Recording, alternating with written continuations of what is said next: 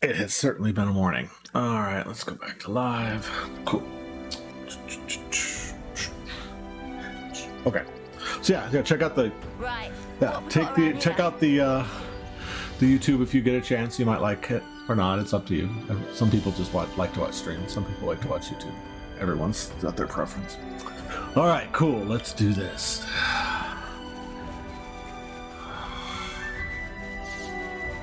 Yeah. One thing I did like about this game, going through all the hero quests, is other than the infamous one like we were talking about, none of them are terribly grindy. Like I don't feel like I have to, like, again, I'm thinking of Colony 6 and how I had to grind in this one area of the Bionis interior to get like beans, some sort of bean. I don't even remember what it was. It was some bean, and it was the rarest drop, and you had to get like 15 of them or something like that in order to complete Colony 6. It was so annoying. And I understand why they did it, because, you know, the Colony 6 was locked behind the only high crit augment that you could get. But at the same time, it was super annoying. None of that has happened in this game. They cleaned it up. There was also, honestly, there's some quests in 2 that were the same way. I did all the Blade quests except for the Torna ones. I think that's all of them. And there were some grindy ones, especially the ones where you had to grind like level 3 and level 4 blades in order to get like Botany 20 or whatever for some of those quests. Yeah, the Valdi is, yeah, you don't have to complete the mecha to get Valdi's Ascension quest. You do need to get most of it. It's like you have to get 99% of the way, but you get to like level 6 or 7, and then you can do Valdi's Ascension quest, and then you can actually keep going and get it all the way to level 10 if you feel like it. I did do that on the previous playthrough. It's kind of cute. I will probably do that again. I don't see any reason not to. This is kind of a complete playthrough anyways. But yeah, Valdi, you don't have to finish it. And my kid didn't finish it. She was like, yeah, I didn't bother. Because a lot of it is a little grindy, like you gotta find things. But most of the parts you can get just beating up Levnesses and stuff, so it's not too bad. I also like that in this game, they got the Xenoblade 2 system where collections get you a percentage, but you don't have to get every collection. You can just get whichever ones you happen to find. And that's true for this, the Doric or side quest.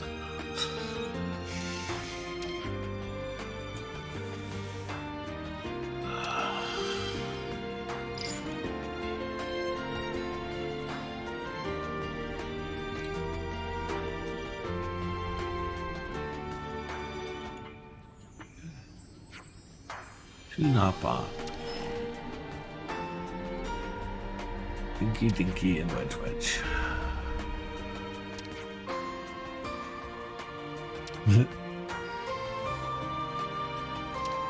Yeah, and again, that was they took the things that they learned from 2, and they incorporated it into 3. Couldn't tell you. Colony 30 was teeming with the furballs. And hopefully, like, I like the world building a lot. I still, again, I haven't finished it, so I haven't seen the final thing. I've kind of got an idea where it's going. We talk a lot of, like, we off stream, we and the kids talk about it a lot. It's an interesting riff, because like we know that at the end of 2, the 1 and 2 worlds kind of collided. And the fact, this whole idea that they literally collided, like matter and antimatter, is really fun. I think that the way they kind of, everybody, I don't know, I haven't got the swimsuit yet, but when you get the swimsuit in the DLC for Tyon, he actually has a core crystal, which basically implies that everyone in Agnes has a core crystal, just universally, which means everyone from Agnes is a blade, kind of, which was an interesting decision. So I mean, I guess, you know, I you have to imagine like maybe the humans of Xenoblade 2 just kind of died out, I guess. I don't know. I don't know how they explain it. And it's also undetermined like how long it took for but since the end of 2 to wherever we're at in 3. But yeah, it's fun. And I just love that they brought back Nia and Melia. Like, that's great. 2 great characters. Yeah, and it's I mean, there was some hidden lore that I saw in my second playthrough of 2. Not hidden, but like maybe not obvious lore. That basically the abominations that were on the surface were failed blades, right? They were humans that had figured out how to meld with silicon stuff and become like, they failed, right? They became monstrosities. But there's the implication there that like in an ideal situation, fleshy humans like us would use blade technology to become immortal and become like based on the core crystals. So it isn't unreasonable to assume that eventually in the Xenoblade 2 timeline they figured it out. But they actually figured out how to make everybody a blade. And that's, I think, what they're implying by the fact that Taion has a core crystal. Is that just all of Xenoblade 2 they just figured it out and everybody's a blade. No more fleshy humans or gourmandis or whatever. Because, you know, again, big part of Torda and Xenoblade 2 is the whole flesh eater, you know, blade eater thing as well. Because like a lot of the characters are flesh eaters or blade owners. Yeah, I've seen so much fan art of like Rex and Nia's kids. Right? Or Rex, Nia, Pyra, Mithra kids, like a little polycule going on. So yeah, it could be an interbreeding thing. But yeah, eventually, you know, if that is possible, if fleshy humans and blades actually could produce children in the post-Klaus world, then yeah, it would make sense that everybody would just kind of standardize. Which is cool. It's like kind of a happy ending because it does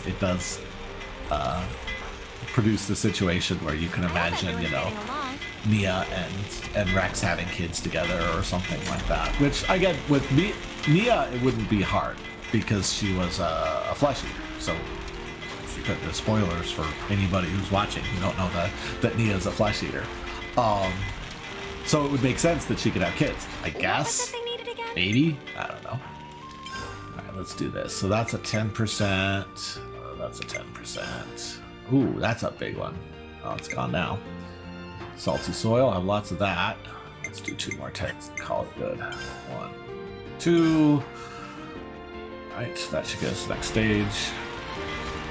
But yeah, and then whereas in the Xenoblade 1 world, it makes sense that the Machina are like lands are more human-esque. Because Fiora. So like Shulk's wish for the world would definitely be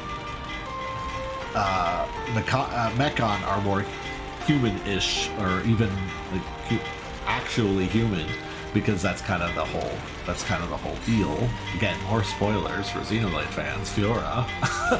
And so it makes more sense that they kind of unified that, you know, Lance is just an interesting marked human, right? Well, of course, because like Shulk had one primary wish other than the destruction of gods, and that was that he could get his girlfriend back.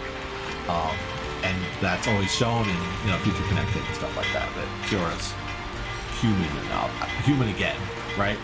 So it makes sense that Lance and all the other mecha like people are actually fleshy-ish.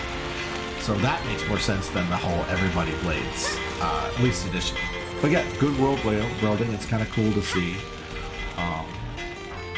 I think that the world of Xenoblade 1, 2, and 3 is over officially. I don't know.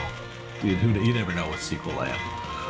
But I think it's come to a good conclusion. Like the world makes more sense. Everybody's kind of happy.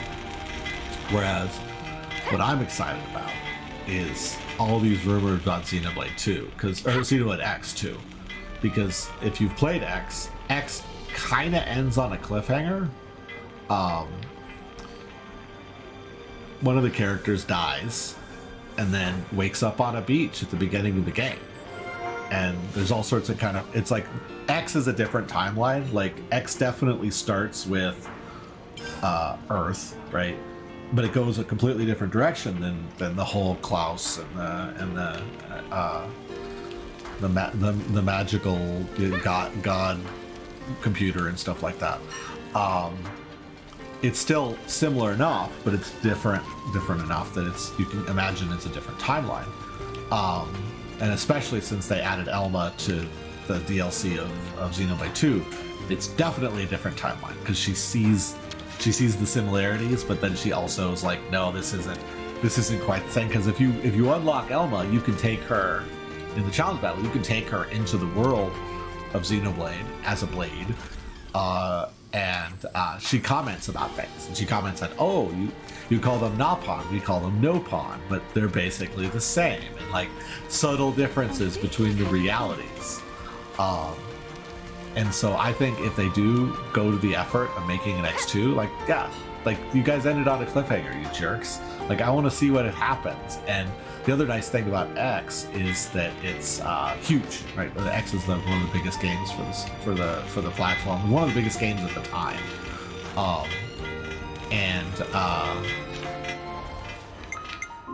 they were rumors that they were thinking in X of having it be multiple planets, right? To actually have a full, like, multi-planet exploration game, and I think they could do that on the Switch. I think they can pull it off. And so that'll be exciting, and I'm happy to see kind of a conclusion to the world of Xenoblade 2, or even Remake Chronicles, the Chronicles world, so to speak. But I'm also really excited about the prospects of X2 and maybe an interplanetary exploration type of thing, and playing with this whole idea of the, like, X has got some weird lore. I'll just say that. X, I'm not even going to spoil it. If you haven't played X, I'm going to keep it myself. But it is a interesting world that is definitely in the Xeno universe, but they took it a completely different direction, and I love it. It's such a fun game.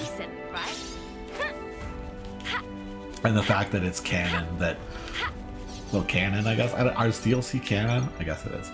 But it's somewhat canon that the character, at least the main character from X, gets to visit the world of 2. That's cool.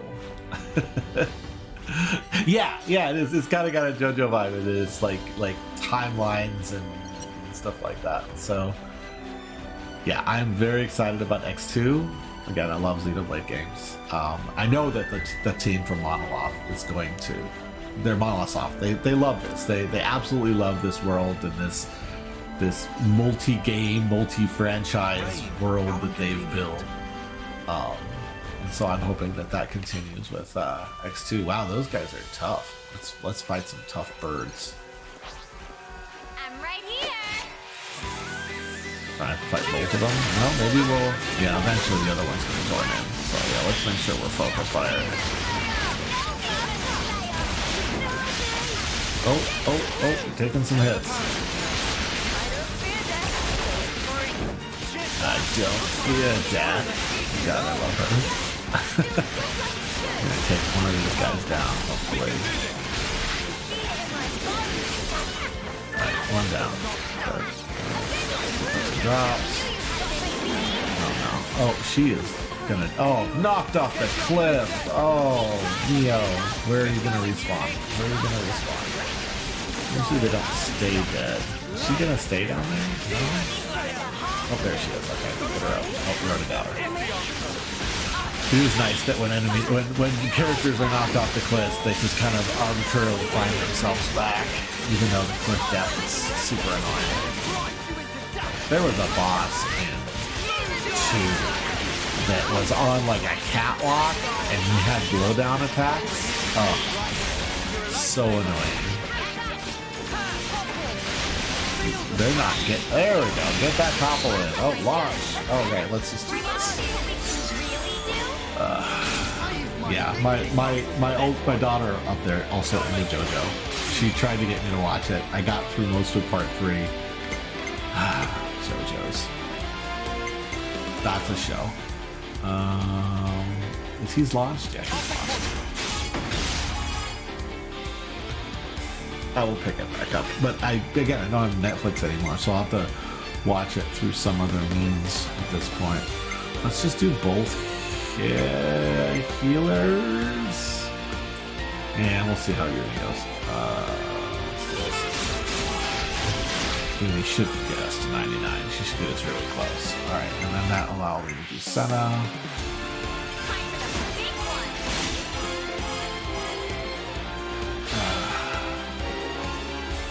Yeah, again, that's why I'm back in the game trying to actually finish it. I gotta see how the DLC quest goes. Now, that's gonna be another couple months before we see how the story goes.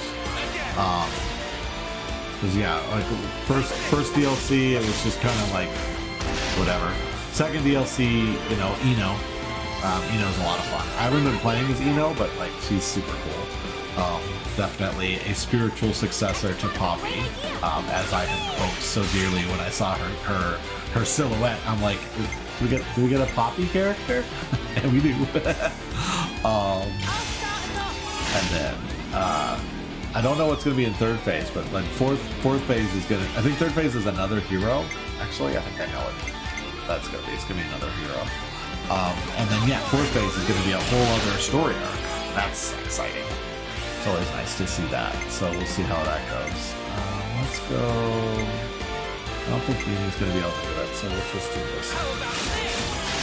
Yeah, I want to get through this. I want to have, you know, I'll have my fill of challenge battles and stuff before that releases, so that I can just jump in with a fully built end game kind of party and enjoy the DLC too. Honestly, like, I want to see where it goes. So, like, I'm hoping the DLC is a sequel. Like, what happens after Origin? What happens after all of that stuff? That's what I'm hoping for. But we'll see. Prequel will be okay. I mean, it'll be interesting to see, like, you know, the setup, whether it's the setup to Origin or whether it's like more of the backstory of M and N. Either way will be fun, but yeah, I want to see a conclusion to the story. That's my biggest thing. I want to see, like, you know, the happy ending for Nia and Melia, how it relates to, like, the source, like, who is Noah really, who is Neo really, whether, you know, a lot of fan theories about that I've seen. But we'll see. The sequel, like, that's what I want. Finish the world, like, and again, they've kind of said, you know, half and half. They said, you know, this is the end of the Xenoblade Chronicles world. So, like, give me a happy ending, please. I want to see what's going on with, you know, Pyra and Mithra. I want to see, like, a reactivated Poppy. Or did Poppy choose to die with her? Yeah, Rex and Shulk, like. Shulk? Did he just, like, die happily? Did he, like continue doing his thing? Like, Shulk is definitely, like, here, because, like, the power armor is all, like, patented Shulk buckling technology, right? You got those circular buckle things, which are a Shulk thing. And so, like, it's there, and, like, it would be cool to just see the epilogue, like, what exactly happened with Rex. I mean, the closest thing we have to a Rex epilogue is if you beat New Game Plus on 2, you get a scene with Rex, Pyra, and Mithra, and then, like, Nia comes up and just, like, tackles them all, and that's, like, becomes the new opening screen. Like, that's as close as we got to an epilogue. It's like, yep, they're all happily together. That's what we get. So yeah, it would be interesting to see. Oh, lots of ether. That should let me finish Eno, actually. No, she does have a second quest that I can't do right now. So yeah, so this is our Eno, and she's yes, definite spiritual successor to Poppy for sure. But don't have to play Poppy Swap, which is nice. We just have to collect this ether stuff to unlock her skills. Not that Poppy Swap wasn't fun. It was actually fun. I got pretty good at grinding that. Right, but we're not actually going to be using her right now. I think we're going to go back to I go wherever you go. So at some point I will have to... Actually, no, Shara's done. I'm going to have to go back to Juniper, who I love, but their class is just Leave it to me. garbage. Stalker's such a bad class. Yeah, Tiger. I did. I grinded Tiger. Now, again, in the DLC, you can trade excess experience for rewards in Tiger, which lets you buy everything except for, like, there's a couple of level 5 drops that you can't get, like, can't even remember what they were. There's a couple of them, but they weren't, like, super important. Like, you don't make Poppy a light blade. Like, you could, but, like, as far as combo building, it didn't make sense to make her a light blade. I usually had her, like, wind or whatever. And so that was one of the things. You could get a light blade core for Poppy, but everything else you could do the other way. But honestly, Tiger, my first playthrough, I found really hard. And then I found out that when you go on there's 2 modes. If you go to one of the score is not affected by the mode you choose, and on the easier mode, you don't have to worry about colliding with geometry.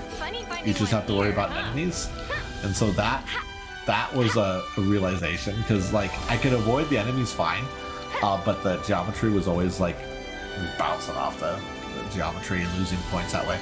And then also, I didn't know about it in my first playthrough, but there were, like, secret areas where you could get huge amounts of ether crystals, and you could do the ether crystals, and then you could get a perfect score, and then it would multiplicatively increase the ether crystals, allowing you to get, like, outrageously high scores, 80,000 or something like that. So the Tiger grind, once you get those 2 techniques down, this is actually pretty tolerable. So you play through every level once, and then you just, like, grind level 2 or 3. It's fine. It was fun, and so that lets you, like, fully customize Poppy. But Cutie Pie was already broken without playing Tiger. Like, she was so amazing. Like, I got to the point where, like, I would main Tora. Not Tora. Oh, there's so many not on there.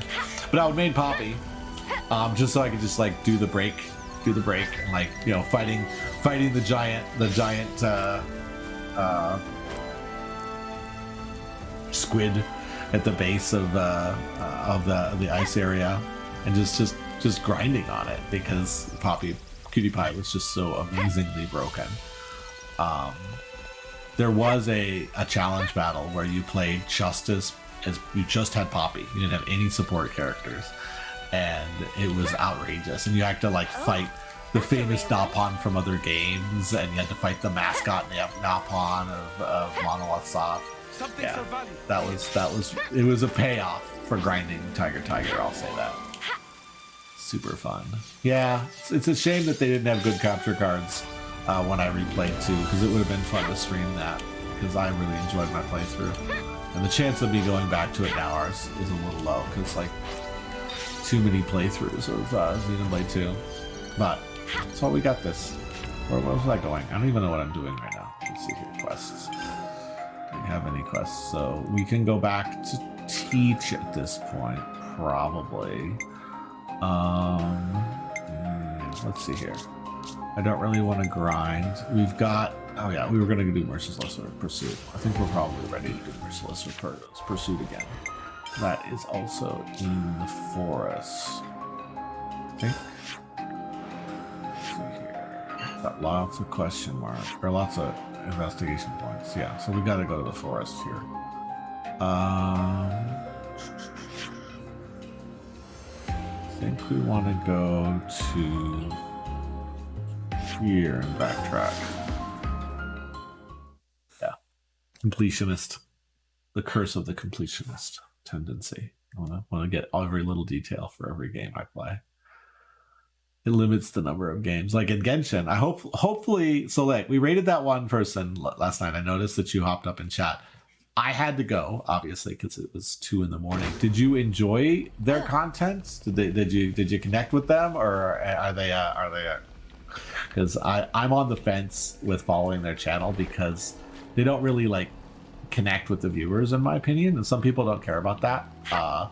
But I didn't. Is that what I think don't it know. is? I'm still like trying to figure out which channels I support and which channels I don't in this world.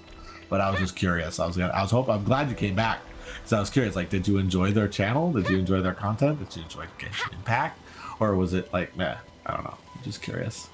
You don't have to judge. I don't care. It's just I was curious about that. 29 of 50. This was a nice. Just kind of passively work on it until I can get to the undergrowth. I have to be level at least 65 to reliably survive. Yeah, that's the thing about Genshin. Genshin is the developers of Genshin. They do. How can I put it? Don't let your guard down. As a Xenoblade fan, I see the influence of Xenoblade on Genshin, but Genshin is very much a different game. It's an action RPG, right? And Genshin is very technical. It's been out for almost a little more than 2 years now, and it's an extremely technical game. No, we're not going to support them. Yes, please take a side. We may not be able to get. Where do we have to go? Oh, it's following me this way. And so yeah, it's a very technical game. And so like, if you know, you know, and if you don't, it's supposed to go. Is it down? I am so lost at where I'm supposed to go for this. I think it's fun. Again, I like technical difficulty games. Is this really taking us where we're supposed to go? Maybe you have to go up. Maybe that's where it wants me to go. Again, it's very different. There are aspects of Xenoblade in it, like little, I would say, more like love letters is in it, Xenoblade, little bits and pieces, like, you know, how you change the time. It's very Xenoblade 1. And I don't know if that's just like a, Looks like we might get lucky. I don't know if that's a standard now, but like the time management in Xenoblade was the original Xenoblade Chronicles was one of their things, and so they do that. There's some subtle love letters. There's some like scenes and story elements that definitely remind me of Xenoblade 1. Like my kid was joking the other day that like they got a picture of the scene where Shulk blocking Dunbad's blade. No, you can't kill him. They need to like do that scene. They need to figure out a way to incorporate that scene into Genshin, and they probably will. But yeah, I understand. Like she was doing what they call the Spiral Abyss, which is like their bi-weekly combat challenge that they have in that game, which is the closest thing they have to endgame content. A lot of streamers just obsess over Abyss because it's the hardest thing in the game in terms of like technical ability. But for people who don't play Genshin, like it's just what is she doing? Why does she keep resetting? What's going on? Why is she complaining about, you know, builds and stuff? Like, yeah, like it's super technical, unfortunately. But that's okay. So it was here that I was supposed to go. But I don't know, not every Genshin creator's like that. She was just the only one that was in your time zone. There are some other ones that are more chill. I really like the story of Genshin as well, but I play games for story. Like this is why I play games. As I wanted this interactive media. What is going on with these guys?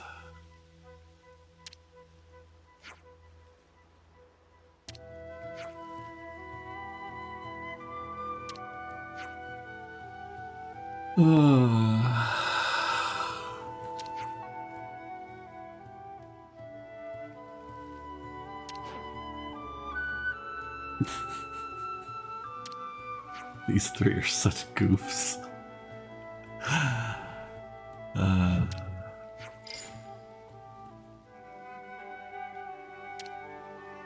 All right, still tracking these guys. All right, I think they're just going to lead us back to where I was trying to go earlier. That's okay. We can do that.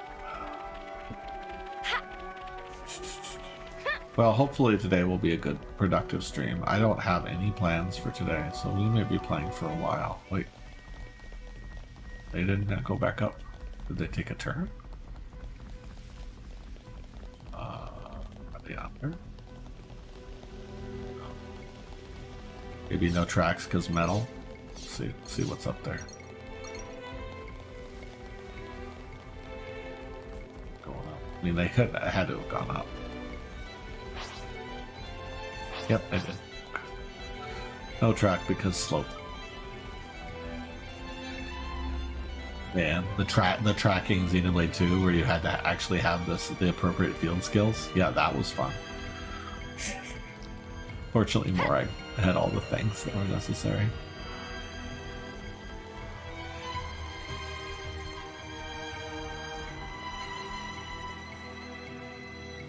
Yeah.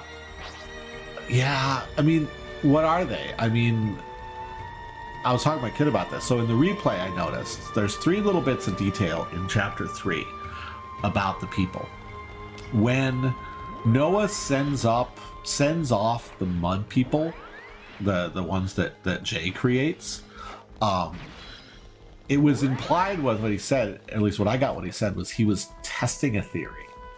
And I think the theory he was testing is that so the mud people were created by Jay, but they had like the memories or the self of the people that Jay copied.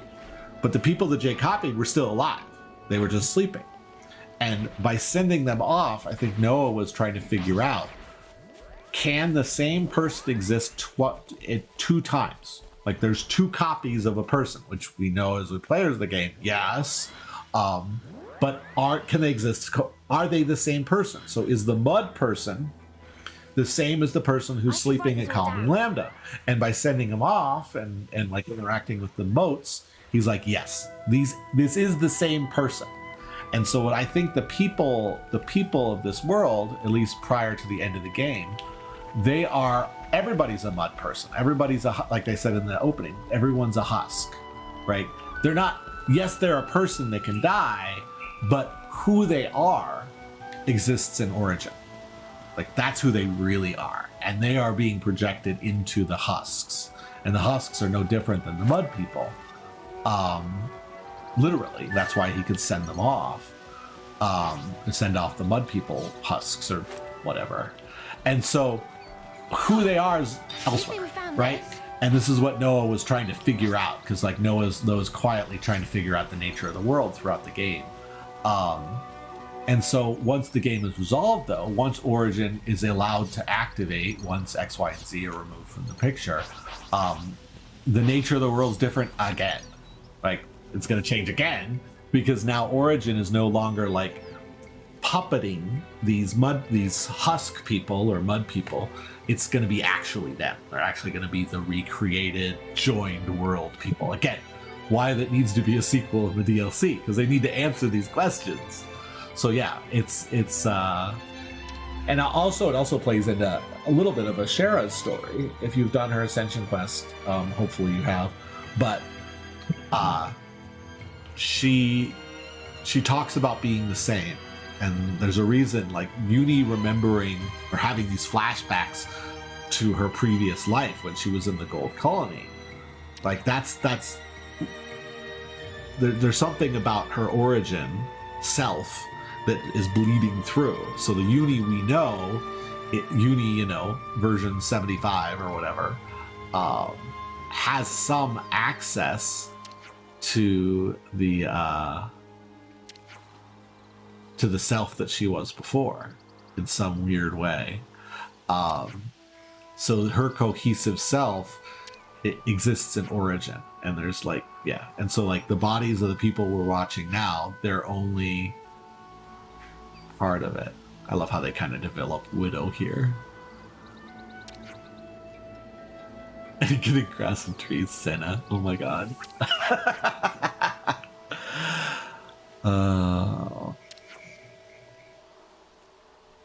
So that's how I saw it in the second playthrough. It's like, okay, so that's who they are. Yeah, I mean, yes. Yeah, it totally is. And I think they say as much in the scenes with Nia, that it's like recording the state of the world. But at the same time, I think that the Z's hack of origin, this play that he's constantly playing out, the moment in time where the game exists, has got to be like something. Like there's got to be this connection, and maybe it's when somebody dies, the motes are like sending the data back to origin. Maybe that's what it is, and it's like the sending ceremony has to like usher that data back to origin for the person, and if they're not sent, that data is just kind of like in stasis. Like this whole concept in the world building of music being like part of the fabric of the reality. So cool. That is probably like my absolute favorite part about this game, is that they made music and the sending ceremony somehow part of the nature of the world. And so people have to be sent. Maybe that's what sends their life experience to their self, like what the changes to their self that occurred in living, sends it back to origin, and then Z's people, like I think it's X or whatever, clacks them back into a husk again. All right, I'm gonna steal some energy from this guy to help with a little bit.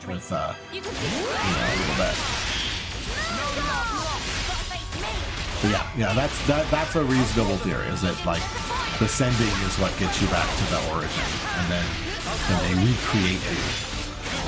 Kind of like the Blades. I mean, the Blades definitely had some philosophical questions too.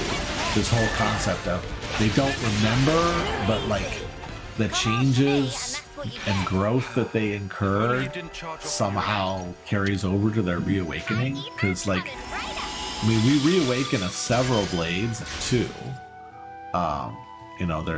There's the Rock, of course, but then there's a couple others where you reawaken them and aspects of their personality are preserved, but they don't remember why they are the way they are. They just figure it's part of their past life. That also kind of tends toward the whole concept of origin. So like blade technology and how blades work is definitely part of the world of how origin works, which is super cool. Because Blades also asked a lot of philosophical questions about the nature of self. It's like, are you who you are, or are you just your memories, right? And even in this world, like Uni is Uni, whether she remembers the last Uni she was or not, but the last Uni she was definitely informs who she is. Cycle of the Wheel of Fortune and rebirth. Got to get a little Buddhist. It's not a Japanese game without it. All right, here we go. Just calm down. Oh, no, they're Colony 11. You have to fight. That is their way.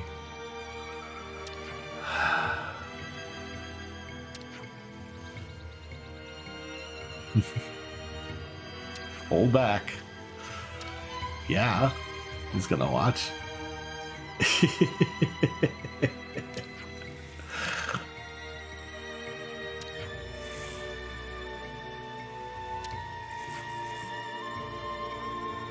These two are gonna fight though. I think everyone keeps. Well, okay. You want to hear my true theory? Okay, fine. My true theory about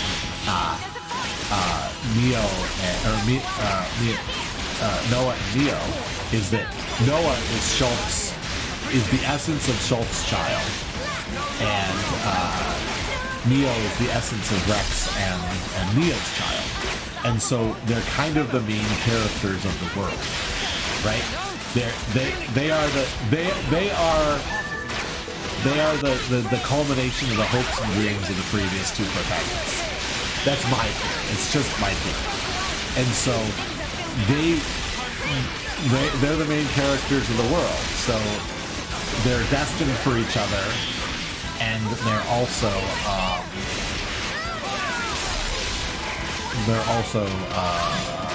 like they're the main characters. That's why they have to be. But I think everyone's being rebirthed. Like definitely everyone's being rebirthed because also Uni. But the significance of their rebirth. Did we just lose all healers? Are we healerless? We may have lost this. We do have one person who does a memory locket. Are they down too? Are we done? Oh, we may be done. We may be done. We may have nobody who can do a revive. I don't know if they can finish this guy off without any revives. Oh, maybe they can. Oh, clinched it. Clinched it. Wow. Yeah, exactly. They're hard-coded. Like, they have to... They're important. And, you know, Uni has some sort of connection to Melia. Because we know that Melia is always second best, never made it with Shulk. But that doesn't mean that Uni's not related to Melia in that sense too.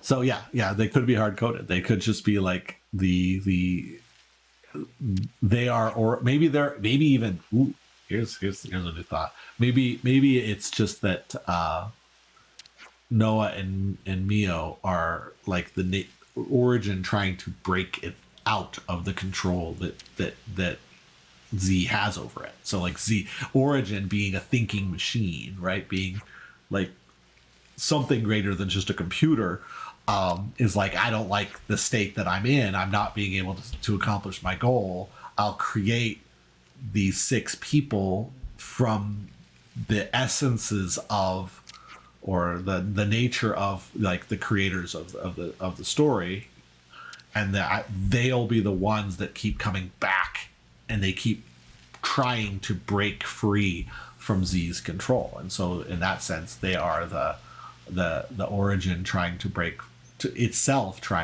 free, and taking the best of Shulk and the best of Nia and the best of all these other characters that were in our history, amalgamating them into people that will be the ones that finally free Origin.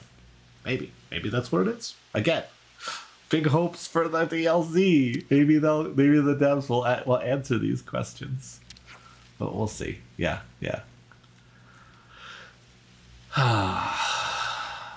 But we'll see. That's, again, I'm very excited to finish up. I'm gonna get this complete playthrough done, and then hopefully I'll be done when the DLC. I will definitely be done when the DLC finally answers those questions, and then we'll all find out together.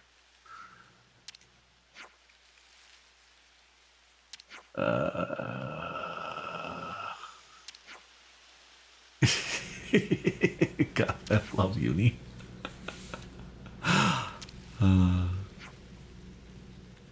Liar. Personal space, please. Yeah, liar.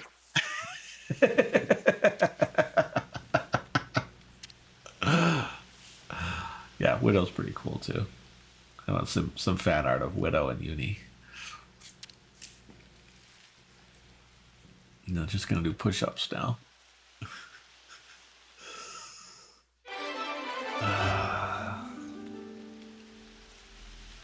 If they do X4, I mean, they could. Everyone's getting along.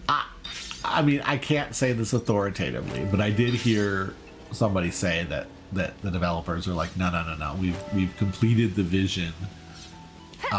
You know, a little bit of Monolith's history.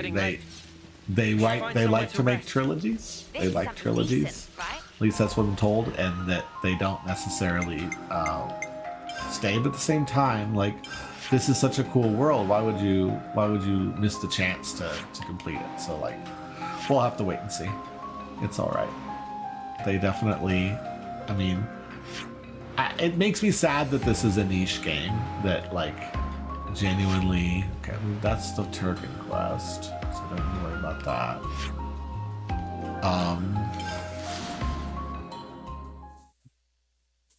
I mean, they might make a Xenoblade Chronicles 4. Who knows? We'll find out. It would be fun. They definitely created an interesting world. Or they might not, as I said, or they might just bring back Elma and friends and do X2, Xenoblade X. That could also be really fun. Enemies All right, that here we can't go. gauge the odds. Okay. More enemies. I'll keep them occupied. I'll draw them. Oh gosh. Shivers. Oh, that's why it was such a hard fight. It's because I had Juniper in the party. I didn't have the strong backup that I had from the other one. Alright. Okay, skill master. I might have to change classes here.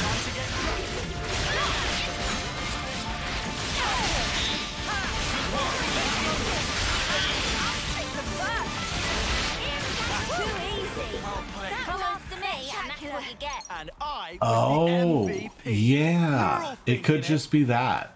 It's like this is the end of the consequences of Klaus's actions. And now the world's kind of back together again. That is a good interpretation. I can take that one to heart. Yeah. Can't forget our progress update. Because you know, Klaus's You've picked mistake. a fight with the wrong people. I'll draw them. I gotta get out of the way here. Where are my defenders? There they are. Let's keep them alive. But yeah, like the annihilation of Klaus's failure is definitely the end here. Oh, she got dropped again. Oh man, it's so much harder to play with Juniper in the party. Oh, why aren't they good? They're such a fun character. Why aren't they good? I feel like I lost 5 levels just by putting Juniper in the party. Well. Continuous equals. Well, you know, you build a world, you get emotionally attached to it, right? That's a perfectly reasonable way to be. It's like, nope, it's I might have to switch off a healer. I don't have the skill for this.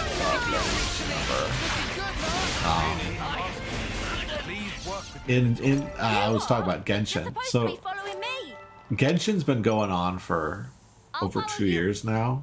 And instead of like releasing it as a game, it's more of like a subscription.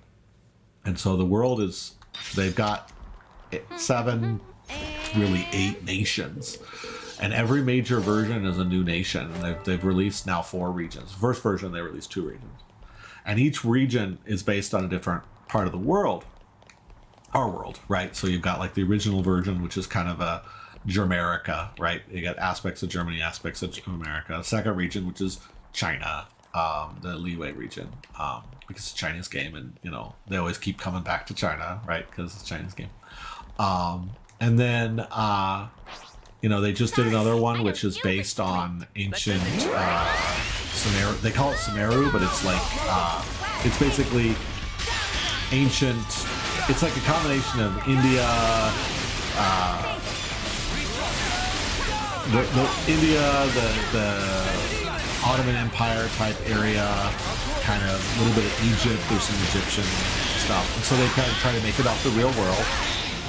And then the next one is going to be based on France, which will be really fun.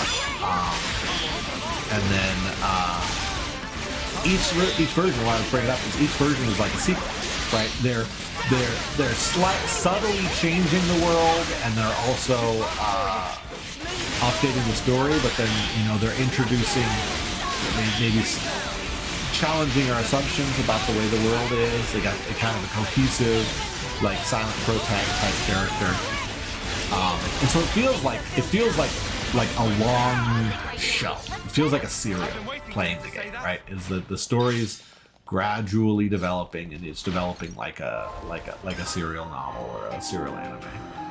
Looks like I gotta change her to a different attacker. She can go Full Metal Jaguar.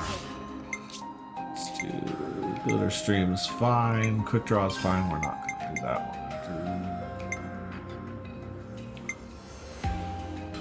Her dex is really high. We'll probably just do Demolition. Fatal Barrage and Violent Fury, Demolition, and do Overflaw? No, either do, well, maybe Overflaw will hit at this level. Glitter Stream, Quick Draw. That's awesome. Skills. This is fine. Ether. We're gonna do damage, steady, and double. Accessories, we're gonna go with Hero Gloves. We're gonna do Ice Headband. And we're gonna do the. God, her crit rate is just not good. Maybe I won't do Ice Headband. Maybe I'll just do Silver Belt. And then. Do Thermal Headgear. Okay. And then. Now, let's see here. His crit is 33. She's 26. Yeah. I was just talking to someone about that. Like, she's an A-lister. Yet she came back to the game that like gave her her start. And that's amazing. And she's not just a minor character, right? She has a major contribution to the story. She has a lot of voice lines, and she came back and she gave the part the respect that it deserves. Yeah, I'm so glad that she came back, and she did. They got her back for Future Connected too. If you've played through Future Connected on the remake, and that's not even minor. She's you can't take her out of the party. She's the character for Future Connected. She also leaked the game to the press. Yeah, well, she's excited about it. Like, you can tell she loves her character and she loved what she did, right? And I always like it to find out that the people who oh man, yeah, I gotta keep Juniper in for a while. When the people who make the things that I love also love the things that I love, it makes me so happy, right? It's like there's a genuineness to it. So yeah, it's so exciting. Take some coins. All right. Oh my goodness, 56. This is gonna be hard. Focus fire.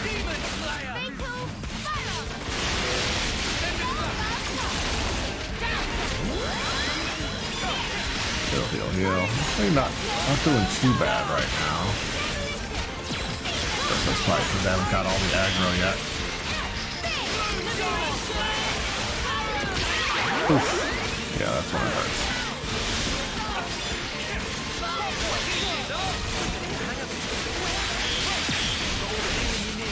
Medic, pick up the medic.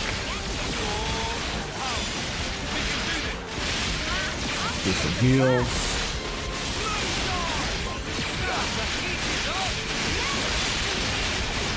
Regenerate.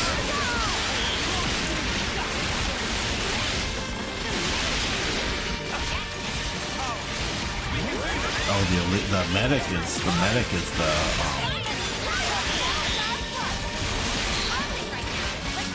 let's do this. Yeah, it is funny. Yeah. Did she not know what she was in for in the first game? I don't know the full story of I can't remember the actress's name. I'm terrible about that. So let's do Peter's back. I know that she was a relative unknown when she voiced Melia. I know that was kind of her big break, but I also don't know the full extent of her, like how bought in she was to it, but she certainly did an amazing job when she did it. She earned her stripes, so to speak, with that. Man, Juniper.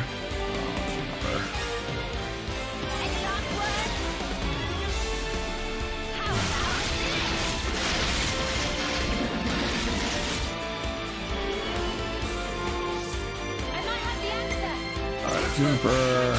let them do their thing. Let's do Tyon. Yeah, let's do that. Sometimes you collect the stuff during the chain attack, but sometimes you don't, and it always times out on me. It's very annoying. Yeah, this may not be the best chain attack, but that's okay. At least we'll survive it.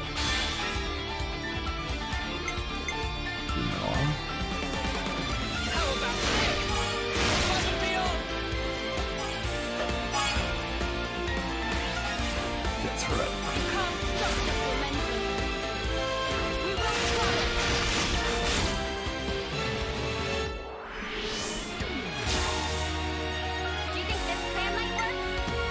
Let's just finish it up.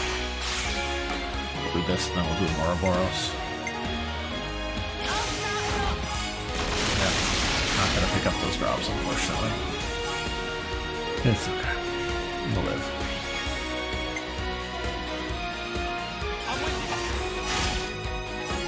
Crit for the Ouroboros.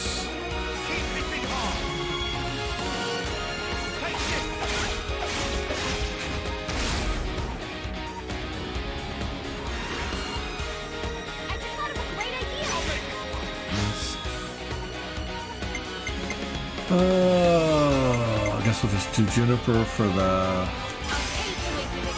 damage bonus. 666. It's fine. Get these two done. I think I'm already full healed, but that's okay.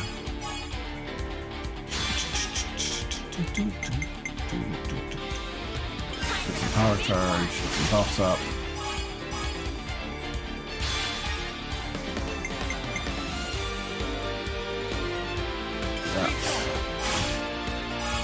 Double crit fields, maybe that'll work. I don't know if they'll stack.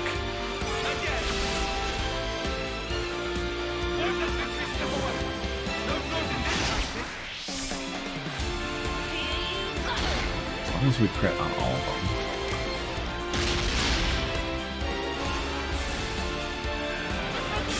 Yeah, we're getting lots of crits.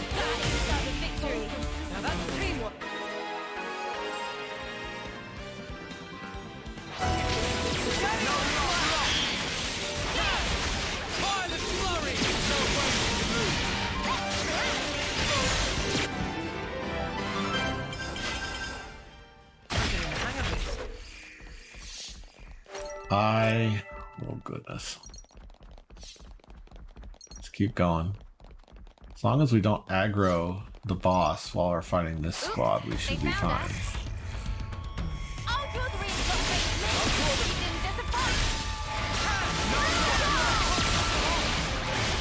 Let's take the Tetsu down.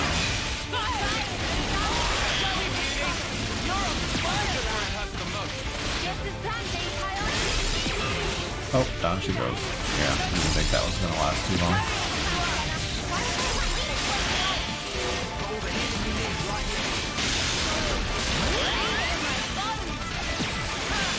Yeah, aggro is not going well for us right now. Let's get some regen down.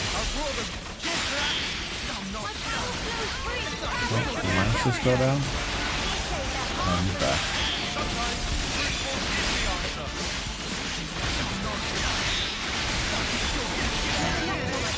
Down another one, rank up. Man, sure would be nice if we could learn Jennifer's class and I could take that out of my party.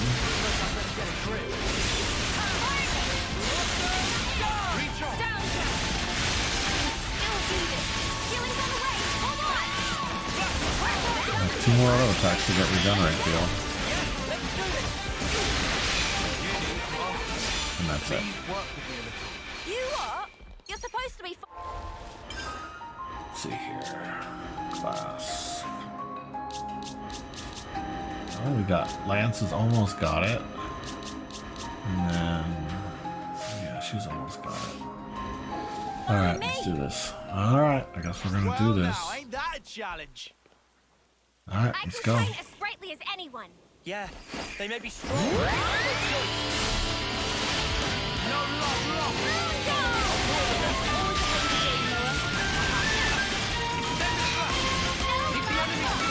Stay in the regenerate ring, guys.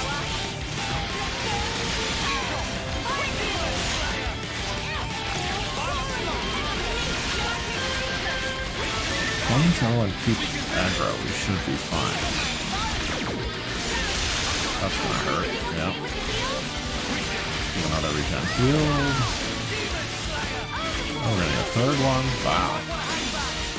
Ultimate healing here.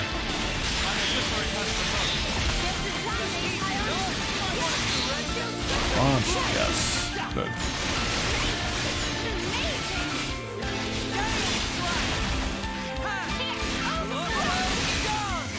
Yeah, we should be fine. We got this one.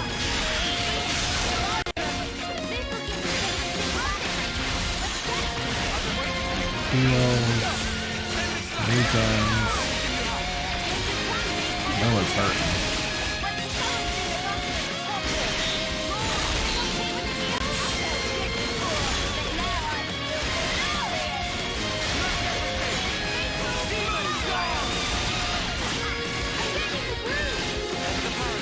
Oh, it still hurts. Oh my goodness.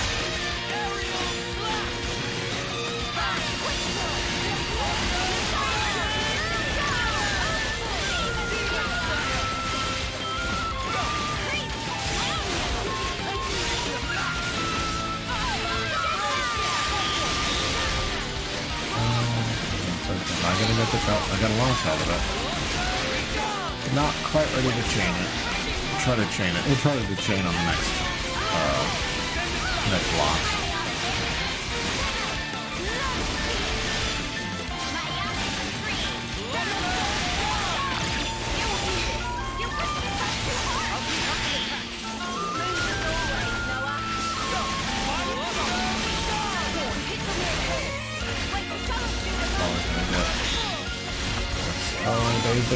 Days.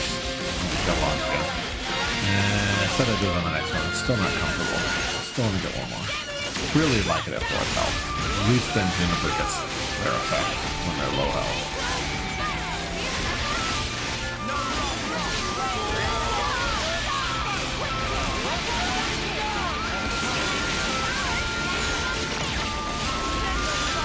Recon ring. Yeah, we got a lot of rings down. Ring overload. Kingdom Hearts. No, I have not played any Kingdom Hearts. That is a genre that is, or a series is completely new to me. Get a launch. We get a launch. Yes, okay, we'll do this. No, I have not played Kingdom Hearts. I have a lot of friends who really enjoy it. I was a big Final Fantasy fan when it came out, so definitely got that vibe. I know it's a very complicated story. I know that. I know the story for Kingdom Hearts is some people have trouble keeping up with it. But it does look like, I've seen like lots of videos, like I know that I mentioned Tulok the other day, YouTuber. He does a lot of Kingdom Hearts characters because he really likes it. And so I've seen the gameplay, it looks really fun. Very fast action-y, kind of RPG, a little bit of random elements to it. But I have not actually partaken in that franchise yet. Never played? Yeah. There's a lot of lore. I mean, it's got a great, like, complicated time travel-y story going on, and, you know, the different universes where all the Disney characters live and stuff. It's got the core of a really interesting game. I just know that it's also got, like, 15 games that are all like self-retro and stuff. It's like a franchise. So, yeah, we can do that. What are we gonna do? Are we gonna do? Yeah, let's do Neo. Yeah, so there's a lot of lore. I've actually watched. There's a video I watched that was like Kingdom Hearts lore in 30 minutes, and it was really entertaining. Like, it's definitely got something going. We're gonna be able to squeeze in. Yeah, let's see if we can squeeze in. Boost there, and then we'll just have Noah finish. We'll just send it to Noah. We may not get a big chance of this. We'll have Noah finish off. We don't have Smash yet, unfortunately. We've got Smash and a couple more characters. Max damage smashes are super fun. You link the Smash art with the Pierce art, and then the Smash damage actually pierces, and that's awesome. Let's Gosh, we're hurting on characters, but it's alright. I'll do the box offsets.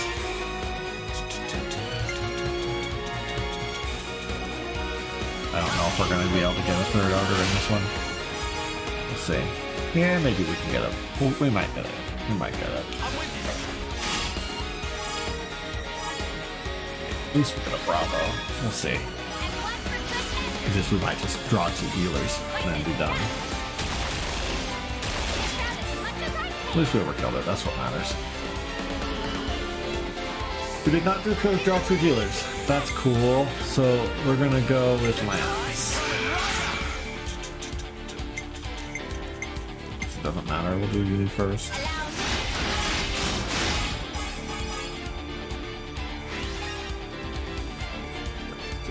Maybe get a good bleed. I'll take care of it. Alright, doesn't matter. We still got it. It's all that matters to get the Ouroboros over.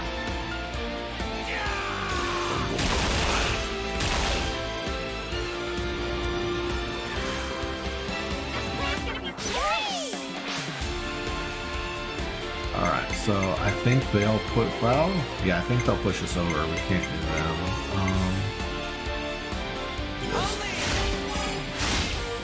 We'll finish with Jennifer. Maybe they'll finish us off.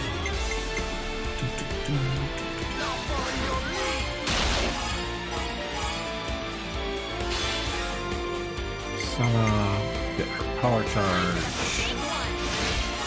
I'm so glad the power charge buff came back. Favorite buff in Xenoblade 1. And then gonna get the damage. Yeah, we'll just get the damage up. Yeah. Almost one shy. Oh well. Yeah, I don't know if I would play Kingdom Hearts. My friends, I've got a friend who says that I can probably just pay 3 and be fine. Like I won't completely understand the lore, but it's still a fun game. I don't know. I might play 3 at some point. What they really need to do is like, they'll never do it. Is release like the super game, where it's just like all the games that are one cohesive story as like one like. You know, like the Star Wars, like the Star Wars games where the Lego Star Wars where they kept releasing more and more of the games.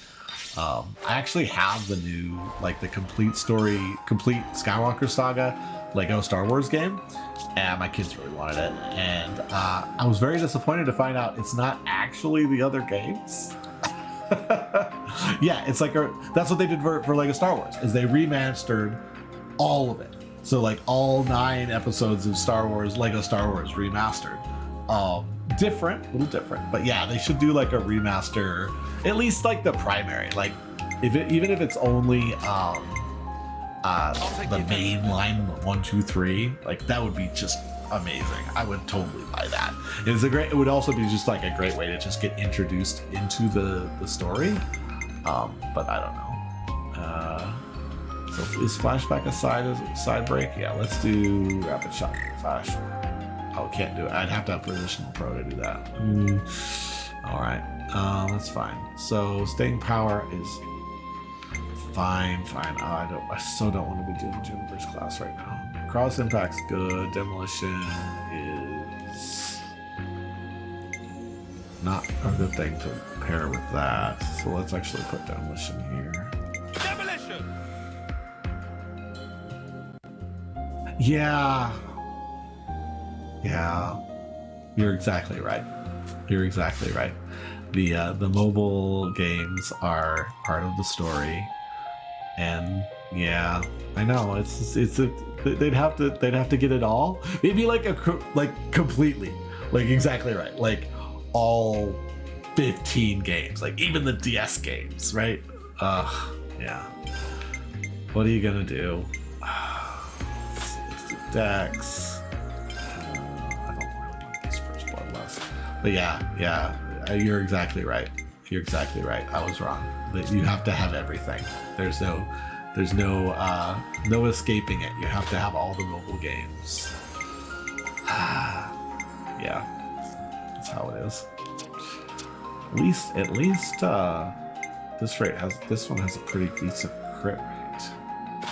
So that's something. Maybe they could just keep the chain gauge full. At least that's something. Yeah, so that's that. And she's done with that healer class. Who's the next healer class? Medigunner. Gotta keep you guys safe. Yeah, it would be interesting. And they could also, I mean, I don't know if they're doing a, Multi-blast! she gets so many healers. So heal is,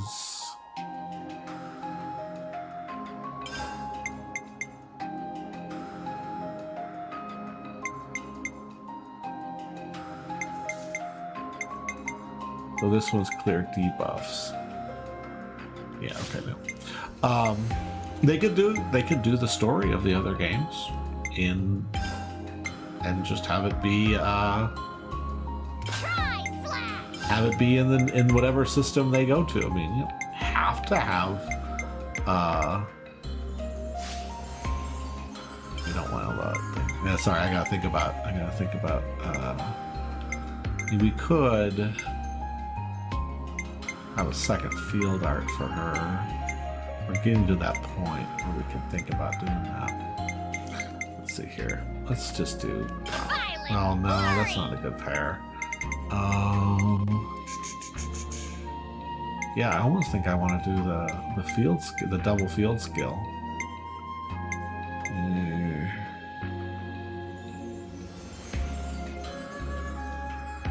Yeah. Thinking. So maybe buying. All right. So yeah, but yeah, it would be interesting to see because they have. I mean, if I were sitting in an office, you know, only like at Square Enix or Disney or whatever, I would totally go, what is the next way we can cash in on this franchise, right? Like, what can we do to make sure we get even more money off of our efforts, you know, our world building and stuff. And you would think that would be like, can we make a best of game and just go all in? Maybe that's just wishful thinking that I have, that would be a thing they'd make. Because then I would be able to just enjoy the whole franchise and all the IP that's in there, without having to, you know, tear up old mobile games or DS games or fire up an emulator and try to do a crazy, like, we're gonna try to understand the Kingdom Hearts world playthrough, which could take months. Because, you know, with emulation, now again, I don't think you can stream emulators. I think Twitch would probably get on your case. So it's something you could experience, but it wouldn't necessarily be something I could stream, which also would be unfun. But if they just did a complete, it would be awesome. It would be everything I'd want. Could enjoy the franchise. I don't know. But yeah, I've been told by other friends that, like, yeah, you would really like Kingdom Hearts, they tell me. I just don't have the energy for it. One of those things that you kind of had to get into it early to fully appreciate it. Because fortunately, I was lucky enough to get into this series early, so I can fully enjoy every Xenoblade property. And, you know, if I do end up finishing this before the DLC comes out, which is probably going to happen, I'm going to, my non-Genshin time is totally going to be Future Connect, Torna. So I'm going to do a playthrough of Torna. I don't know if you've played the Torna, but I have the Torna game, and my kid tells me, like, come on, you've got one more Xenoblade property to get through, and, like, enjoy the backstory of Mithra and stuff like that. And so we'll see. Well, I mean, I can't make any promises, but, you know, because Genshin's going to have a big update that comes out in another couple weeks, and they're releasing a whole other region, and they're adding a bunch of story. They have a bunch of events and stuff, so, like, that might take up all my game time for a little while, but eventually I'll get 100% on all that stuff, and I'll drop back to Xenoblade, finish up this game. I'll probably still do a couple hours of this a night, even after the Genshin update, just because I want to, like, keep it fresh. But then I'll definitely play Torna. I mean, I have to do it. I have to fully experience the Xenoblade world, and I've heard very good things from my daughter about Torna. It's a very fun game. It's different. I mean, it's a streamlined system for Xenoblade 2. They changed some of how the elemental chains work. They don't give you a suggestion anymore about how you want to sequence. You just have to keep it in your head how to sequence it. But like this game, you don't have party control. Everybody's you've got the main driver stories, you know, and you've got Papyra and Mithra and Adam and all that. And as you develop, they get stronger. Yeah, it orbs on every single move. Yeah, every move generates an orb. If you do a special, it puts an orb down. You don't have to do a combo to get an orb, so that's cool too. But it's also a challenge, right? Because there's gonna be a lot of orbs. So yeah, so orbs are easier to get. Combos, they don't handheld you with them. But that also means that you can, if you don't want a combo, you can now just do it. Whereas in other ones, like, you know, sometimes you're kind of forced into combos. So that'll be fun. The way they handle optional content is that you get field skills primarily through doing quests and stuff. And so rather than having to grind for rare blades to get field skills to unlock that content, you just have to do the side content. You do the side quests, and that unlocks the field skill upgrades, which then allows you to do the next thing. And so it's not like there's required side quests, but like definitely to get full enjoyment of the game, you're going to need to do all the side quests and stuff like that. Again, a lot of people complain about field skills, and yeah, they kind of suck. Whereas I'm just kind of like probably like you, I was an optimizer, so I like chose which common blades I kept based on getting a good balance of field skills and stuff. So I never had a problem with field skills when I played through Xenoblade 2. So as with Torna, you know, yeah, it's just play the game. Here we are. That's the answer. The supply drop. I hate enemies that can't gauge the odds. All right, I can deal with these guys first. Yeah, so I will play Torna. And the other thing is I'll play, if it comes to it, I'll play Torna after I finish the DLC for this one. So it's there. It's in the queue. It will be the other Nintendo game that I stream for sure. Enjoy that. Yeah, because like I never even planned on playing Torna, to be honest with you. My kid's just kind of really into it. And I'm like, fine. I'll enjoy it. I know I will. Because, you know, the origin of Mithra is important to the lore. I'm the girl with the gall. I'll follow you. Yeah, it's a side story. It's completely it's a complete branch, right? I was told by my daughter that it was intended that in the scene in 2 where you get control of Jin, temporarily, that was supposed to be where Torna was. Like the original script was, we fall down, we get control of Jin, and the entirety of Torna is in the game. And then when you're done with Torna, you're back to Rex and the gang and finish the game. And of course that was, you know, there was a little bit of crunch in Xenoblade 2, so there was no way they would have done that. And so it's part of the Xenoblade story, or Xenoblade 2 story, but it's not like a requisite game. And so it occupies an interesting space. I think I have come full circle. Let me do this. No, I haven't quite come full circle. Just a minute though. I need to take a short break. So I'm going to do that really quick before I get myself into more trouble here. Just a moment. And it tends to physical needs, unfortunately.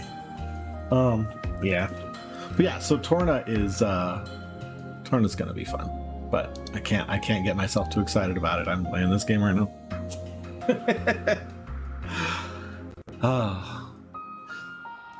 Endless fun. Oh, that's the right controller. Too many controllers.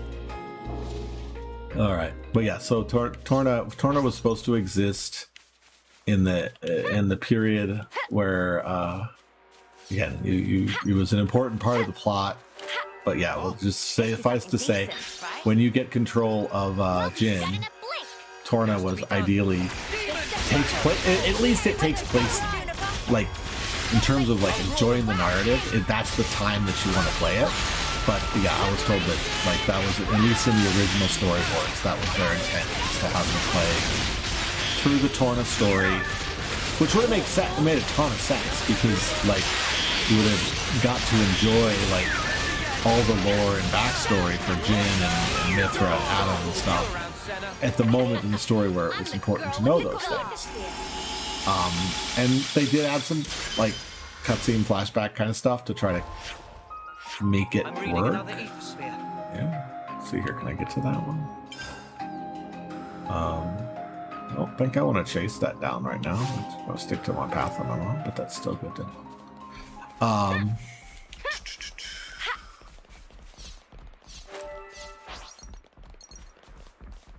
Still, but yeah, Torna's gonna be fun. Torna is a story. My daughter, in true Xenoblade fan fashion, hasn't given me too much in the way of spoilers about what to expect in it. Really, I hadn't. She hadn't mentioned that. That's good to know. I'm all about the music. It's just amazing that they did that. That they curated like this essentially side story DLC type of game and actually composed original music for it and stuff, which is awesome. So yeah, I'll have to check it out. Torna's gonna be fun. I will probably have to have a cheat sheet for the combos though. I'll probably print something out and set it next to me because I'll admit that I'll be a little rusty on blade combos when I replay it. They're not pretty good at blade combos, but again, 2 they kind of handheld you. Like, you didn't have to really think too hard about blade combos. I mean, you had to remember if fire, light. Well, and then there's like dark water or something like, or was it water, dark? Oh, gosh, see, I don't even remember. There's a boss. There's one of the optional super bosses in 2, which has a summon, and it summons a bunch of really powerful like level 99 robots and stuff. But if you could pull off a dark combo, you couldn't do it. And so that was when like the light bulb went off in my head, like, oh, I should actually care about combo effects in this game. I was pretty good at it in my second playthrough, and it was really important for challenge mode battles and stuff. Grim, but it needs doing. But on my first playthrough, it was just like, oh, they want me to do fire now. Okay, right trigger. Right? I didn't even like plan out the combos and stuff. I was, again, second playthroughs are when I actually understand the system of the game that I'm playing. Whereas first playthroughs are kind of, easy mode by the seat of my pants, just kind of playing through. And again, props to the developers of the games that made it so that you don't have to fully understand the system to enjoy it, but once you do, you get to like experience the game a second time in a way, like truly enjoy the nuances of the game.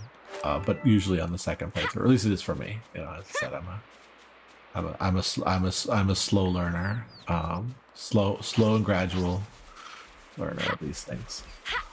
So Torna, I'll have to revive. I'll have to warm up those neurons for combos and stuff at some point if I want to get the most out of it. Though, like Future Connected, I'm sure it's just you do it. You play the game. Like Future Connection was the same way. You play the game, and like, yes, there was one super boss in Future Connection that you could hunt down, and it was a fun little battle with the dragon. And it was basically impossible without finishing the Napon side quests, which was also kind of fun.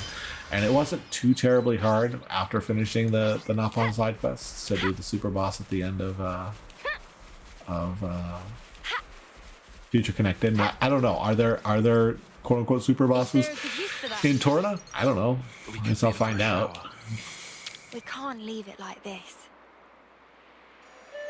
Ultimate challenges, optional challenges. Rain, how inconvenient.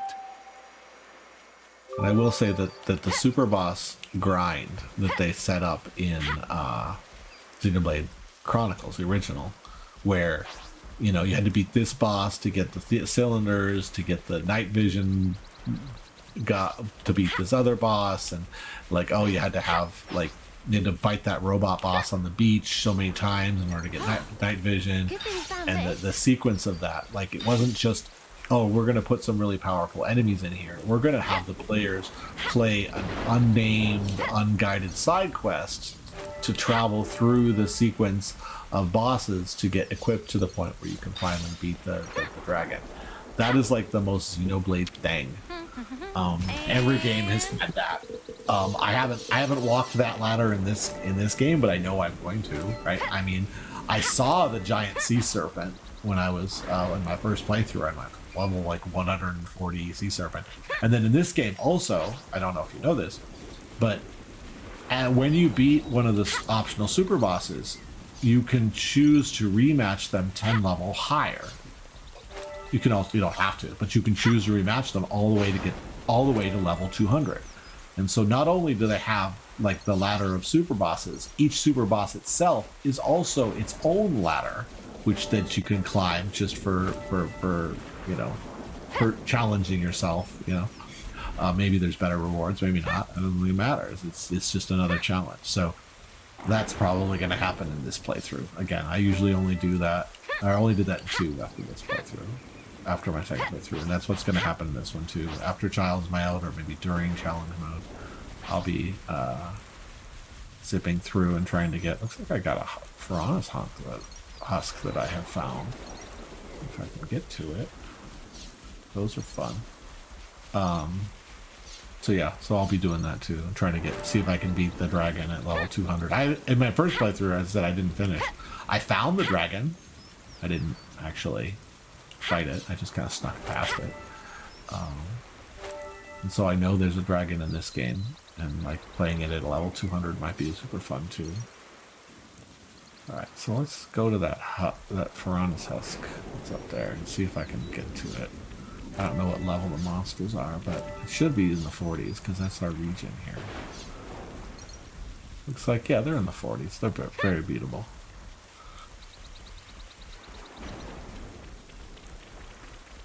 Oh, it's Turkins. Oh, I have to beat up more Turkins. Break my heart.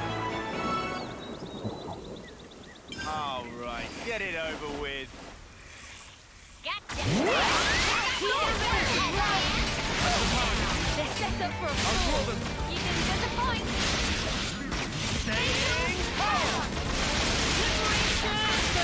Material Fighter.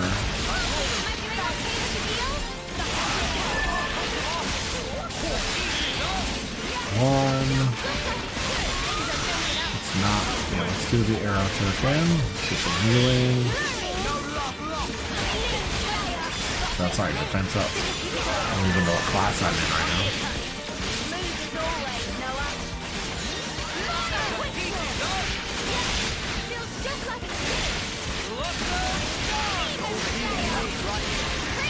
Oh, no mind.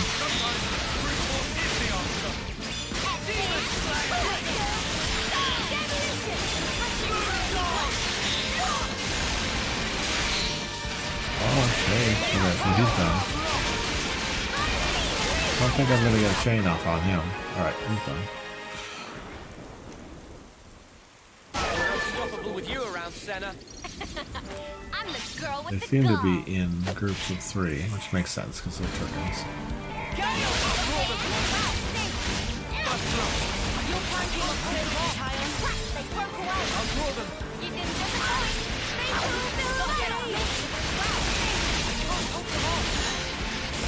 That's 13. She's still got aggro, and she's done.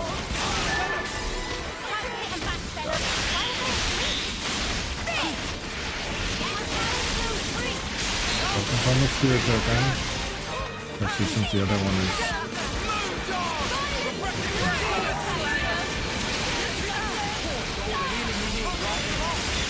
Oh, shield. Heal, heal, heal. Come on, heal up lines. Barely.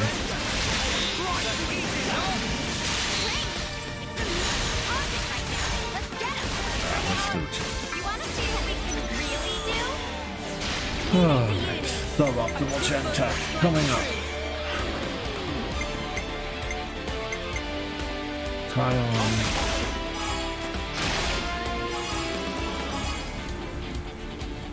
Not a bad opener. Senna. You're in for it now. Let Jennifer finish their own. At the end, here I'll be. Oh, too shy. Oh well. You can't stop this momentum. More arrows incoming. But they got a bleed off. That's nice. Hit them where they least expect. Okay, let's do. Let's do. You know what? Let's just do one up. Let's just do one shot.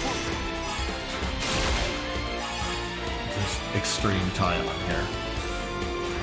Hopefully he comes back. If he doesn't, it'll be fine.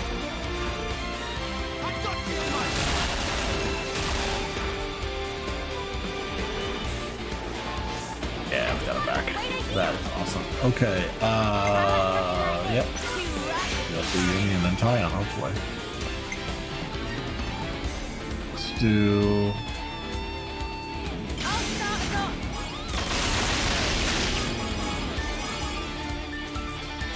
Tribute some of our TP a little bit.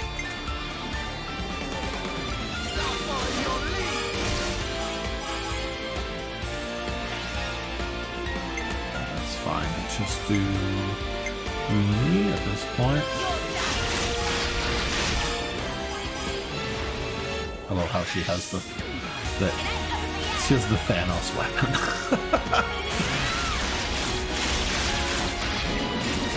The most ridiculous sword ever imagined. Yeah, I know. They're just like spinning around. Also, the fact that you can launch them and the chain attack freezes their combo.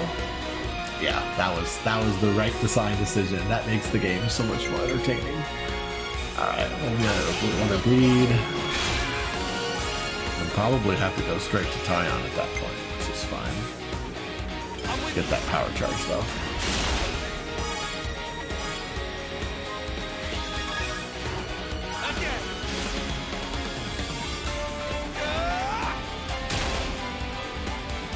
I do so love a game that's willing to be goofy. How the bleed is doing 2,000.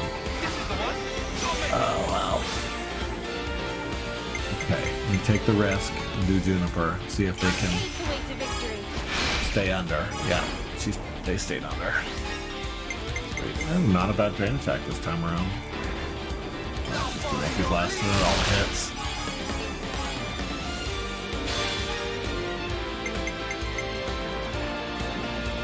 See if we can get another bind off for Tyon. I believe Tyon does more damage if they debuffs on the enemy, so get as much of that done as we can. Nice. 252. Wow.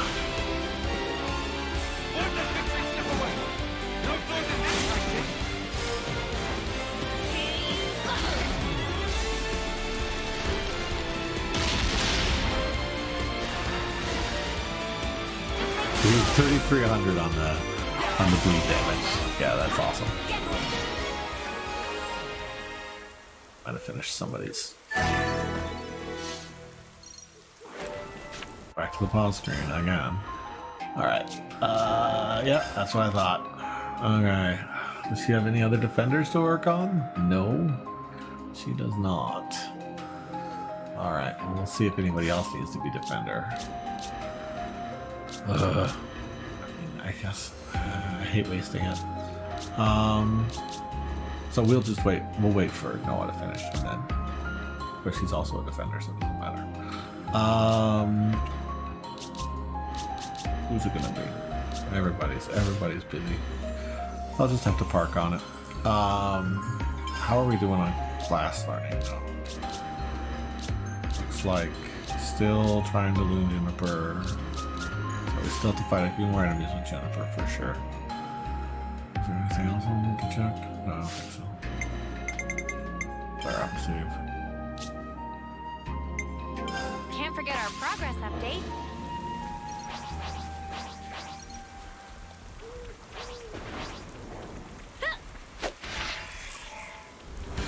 Demon! You didn't disappoint. Yeah, for the neck of the way. Piling on the damage. Senna, love to see it. Steel bullet. Demon Slayer. Demolition. Demon Slayer! Stop. Driving arrow! Ha! We can do better yet! Moon dog! We can do this! Demon Slayer. They just have something. I can handle this one. Smooth as always, Noah. Switch wall. Pushing them. We can do better yet!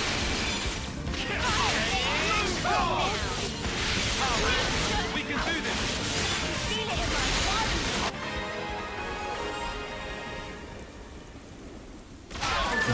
Way too soon! Hear that, Noah? Lance wants something a bit meatier. Huh.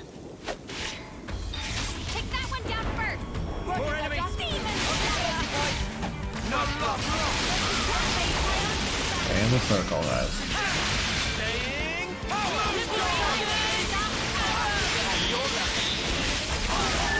You're a lifesaver! Do the arrow. I'll draw them! We can do better yet! Driving arrow! Sometimes brute force is the answer! I'll draw them! Driving arrow! No love lost!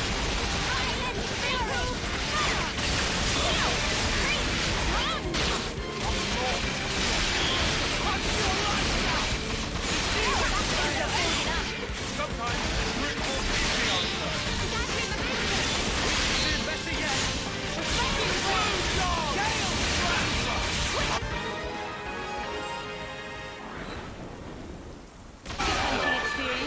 Don't think this is the norm.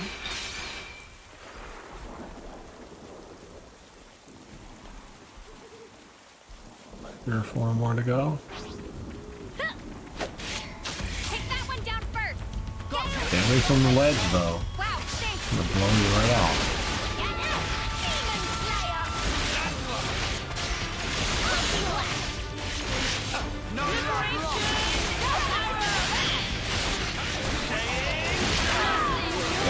Gotta stay away from the We're cliff. unstoppable with you around, Senna. I'm the girl And with the another gun. one that's next to the cliff. I'm Oh, right okay. here. Just stay over here, guys. Gale's Fury off at once. You didn't disappoint. Demon Slayer. Fatal Battle. Demon Slayer! Liberation. Great. Driving arrow! Okay. That's all of them. Spectacular. Spend the ether and get it done. MVP. You were all thinking it.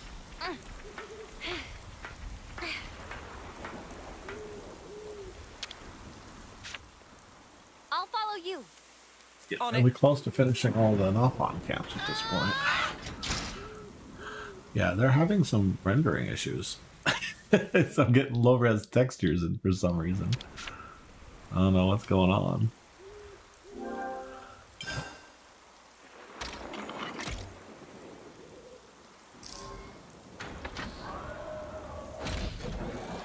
I don't know if it's gonna snap out of low poly or not. It might stay in low poly. It's weird.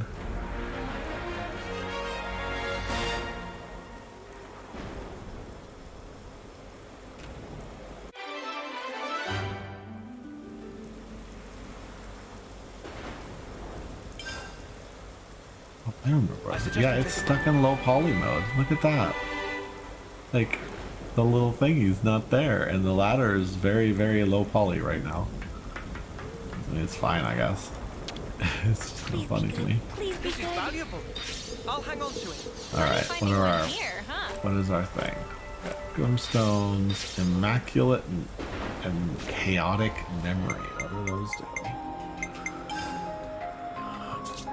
We got Chaotic Memory, Ours that are canceled can't be blocked. Oh, I've used that a lot. Yeah, that's actually really I better good. not lose this. And that's just a I better not really good lose healer. this. Okay. And then what I was What is telling something myself I awesome need to remember is I haven't actually visited the interlude page in a while. You found this. I have to check that too. Strike, Bangle, and Storm Necklace. What do those do? Storm Necklace. Low hit point. Strike Bangle. Okay, whatever. The Storm Necklace is probably good for Kamaravi, but we don't have him, so it doesn't matter.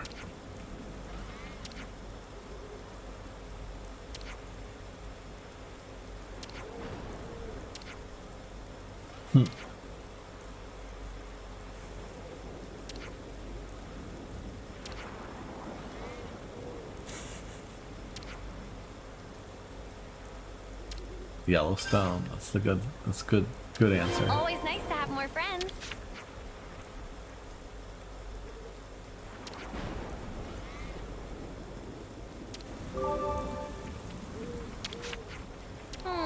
Something Decisions, interesting. decisions. Gold roots. That's fine. That's fine. Good. Alright, so I was telling myself I gotta go in here and I gotta do the interlink tree for a minute. Completely forgetting about it. It's just like my last playthrough, completely forgetting it exists. You found power. You found power. Unlock all the skills. Don't have enough. Don't have enough. You found power.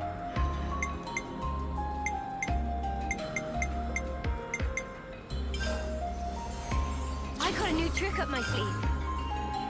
I got a new trick up my sleeve. I got a new trick up my sleeve. I think we're going here. Uni. A new power, eh?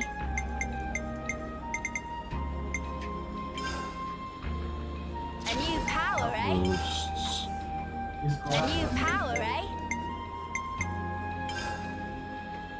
A new power, eh? Ion. Debuff active. So I didn't even have that one. I was optimizing for a buff I didn't even have. But that's alright. More We're to add getting to the there. playbook. More to add to the playbook. More to add to the playbook. More to add to the playbook. Good. Lands. Very Check simple. out this sick new skill. Check out this sick new skill. Check out this sick new skill. Check out this sick new skill.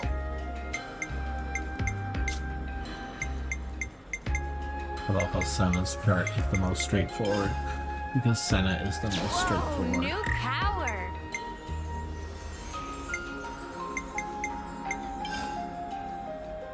Whoa, new power. Whoa, Yeah, I know. New power. I don't think the intention is that you like unlock, 15 skills at once. They do have a special line when you complete the chart. So that's the second line that you get for that. I heard it for all characters except Can't for forget one. our Like something progress happened update. with the audio when I missed it on my first playthrough. So that's fun. I also like that it's completely optional. Like you don't have to even worry about it. You can just skip it entirely, or you can obsessively go to the chart. You only have to complete about 80% of the side quests and containers in order to complete it, because I had excess SP last time I played. Also, the fabricators were a brilliant idea, because in Xenoblade games you're just like drowning in money. And you have nothing, but you need to like collect collectibles. So they're like, well, what if we just randomly give you collectibles? Let's go. Oh, so slow.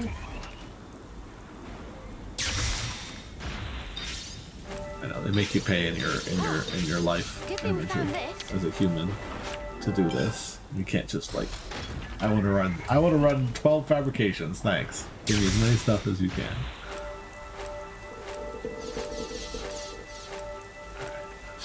That should be able to do some I've already gems got now. food on the brain. Speaking of that, do I need to cook? Yeah, it's completely ruthless. Money is like the most worthless money has ever been in a game before. This game. So yeah, you just dump it into fabricators and get collectibles and food and stuff, which makes no sense. Fabricating food, I guess. Whatever. I couldn't eat another bite. I get clean. Okay, good as new. Check out the gems. This is the only thing that really matters.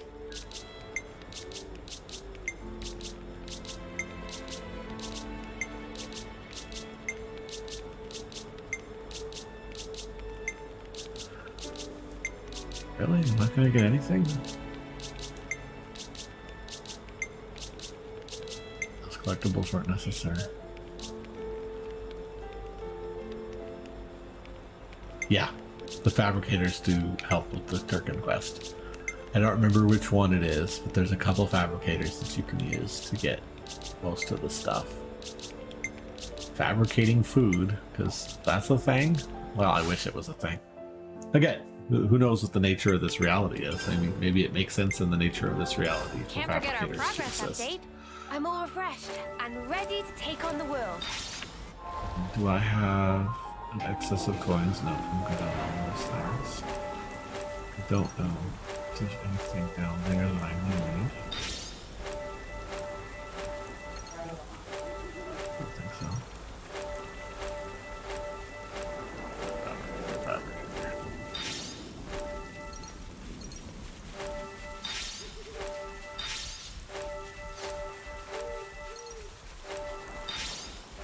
I don't know Is what that what I these- think it is? Yeah, there's one. There's one.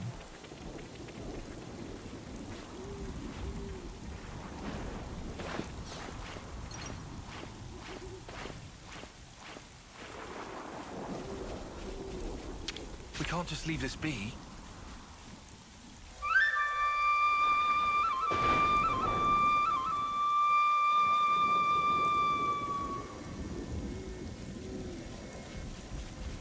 I don't even know what colony that was. This looks climbable.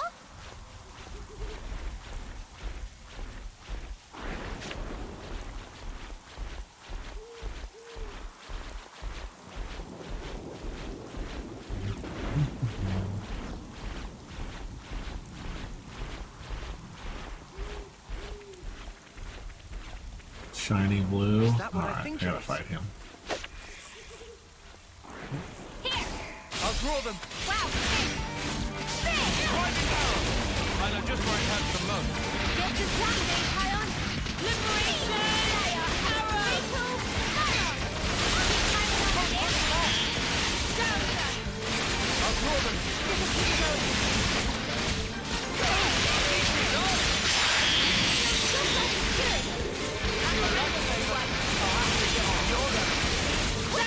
Right down! Feel it in my bones! Power of Furborg! Let's use it to hit 'em over and over! It's going, Uni. I do so love that they made healers actually work in this game. Because in 2 it was just equip a crit heal. That's how you healed in Xenoblade 2. Whereas at least in this game, healers have not just the forcefully you can't revive without being a healer bit, which I think was actually a little, I don't know. But it's a game mechanic. It is what it is. But the fact that healing is harder to come by, dramatically harder to come by in this Whoa, game. check It this felt place like in 2, to be honest with you, it was just kind of like dancing around whether you were going to get one hit or not because you healed so fast. Especially like the cheesy Mithril build where you just like did a double attack and then it gave you arts refresh, then you did a double attack and then you did a back. It's just like doing this spinning thing and you're getting crits continuously. That's how I beat the flying serpent robot thing in 2. It's just Spin, spin, spin. Oh, I think we've just found our way back to the other region. But in this game, yeah, you feel like healing matters. You can't full heal on a single art. It's just completely, it makes sense. I think, yes, I have come full circle now. Oh, I don't know why I felt like compelled to fix the, to complete the map there, but I felt like I needed to do that. Just there is an area there. I think it's just a quest, or just a container to get there. But let's get that really quick before I forget. Yeah, I don't think I'm going to be finishing any more plot for a while today. I think I am in side story hell, sidestep. Because I believe I need to go back to Colony 9 and do Potato Quest. I think Potato Quest is available right now. Because if we have Juniper. So I might be heading back to Colony 9 after this. To start the Potato Quest. Which, you know, is funny. It's got some hilarious bits. Potato Quest is worth the time. Hey, get a load of this. We should be able to climb up with that. This looks climbable.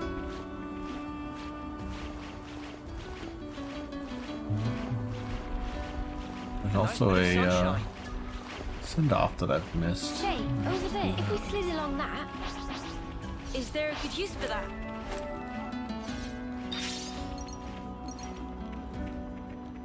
Yippee! Oh, Senna, we love you. Whoa!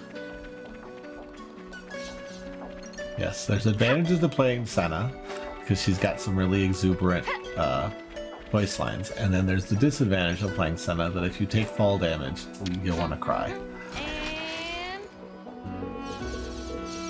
And So that's that. And then I noticed there was a send-off that I missed. Must have been on that. I must have been the one I have to draw. Like, this hurts. Oh, poor Senna. That voice line just gets me every time.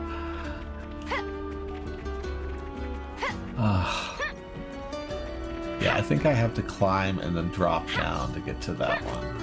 Let me get that one out of the way too. And then, yeah, I think... Yeah, right? Like... like, okay. You lived, but you're hurt really bad. Nailed it. Absolutely nailed it. I've heard that voice line probably 1,000 times now, and it still gets to me. It feels so bad. Hey, get a load of this. We should be able to climb up with that. Yeah. Alright, I think I have to drop down. Is it dropping down? Yeah, I have to drop down here. There's been See, fighting here. there she go. I had to listen to it Would you care again. to send them off? I mean, like in most games, you take a fall damage, it's just like a big like oof, right? There's Senna's eyes actors. Yeah, the especially the death streams when you like fall off. Yeah. Yes, voice acting, top notch. Okay, so I said I was gonna head off. Let's see, is there anywhere else in this region that I needed the repelling ability for? Did that cluster. I think we've handled Colony 30. All right, yeah, let's go to let's go to 9. I think my favorite falling from a super height is Uni. I think Uni. She has a line. Next time I fall from a height, I'll have to make sure that I'm playing with Uni. We should be able to do something. We should be able to do something here. I don't know if this is actually his hero quest yet, but it might be. It might be Xion's ascension quest at this point. Remember, he ascended really early.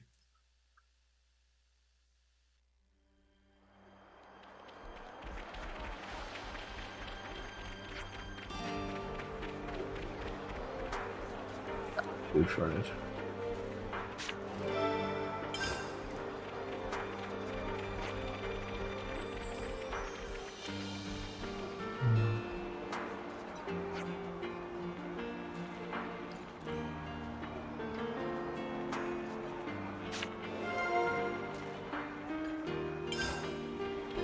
I still don't think I'm high enough level to return My too stomach's much growling.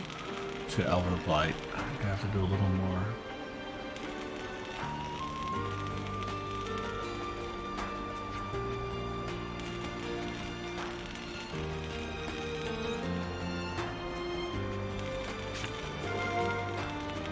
You spend there's a lot of tokens, but we need to find the food shortage one. That's the. Oh my gosh, so many. Yeah, they unlocked a lot.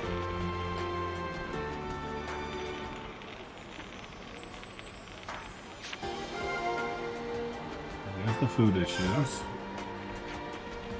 This one. So that's right, we unlocked that because we sent in Iota. I might have to send supplies to Tau for this one to unlock. Sounds like a scoop. I can. No, I don't even have the supplies for Tau. We'll have to see how it I've never goes. seen so many people in one place.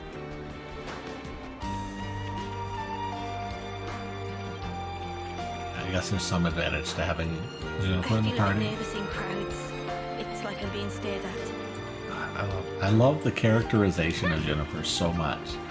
And they had to give them such a terrible class. Down we go. Plop. Can we get a bite to eat, please? Yeah, you can't always give 100%. Alright, let's see where we go. Let's catch up on stuff.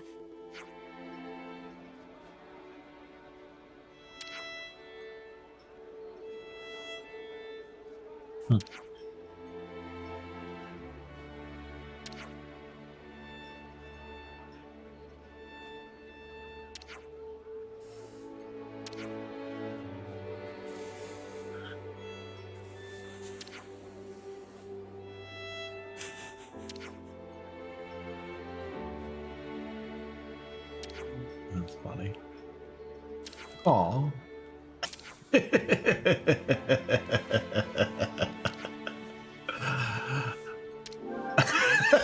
The guy's like, what? Did we change subjects?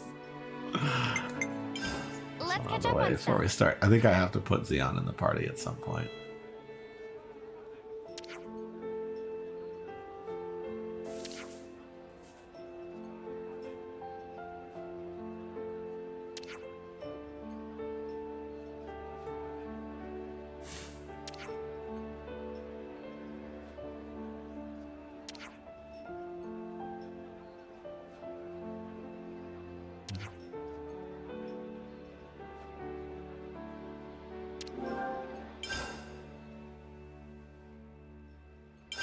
We should talk about this.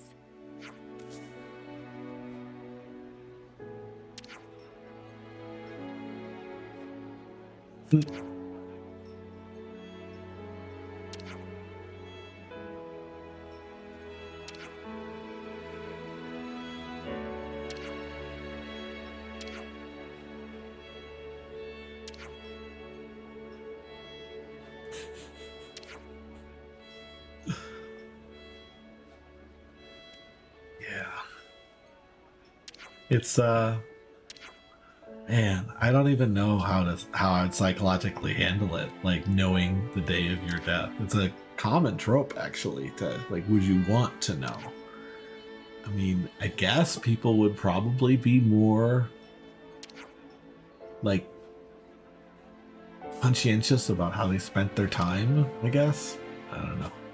It's definitely a question that we're all gonna die, but like most people don't think about it. It's not like a mark on your hand or your chest telling you every time you wake up in the morning that you're gonna die in like 2 months. I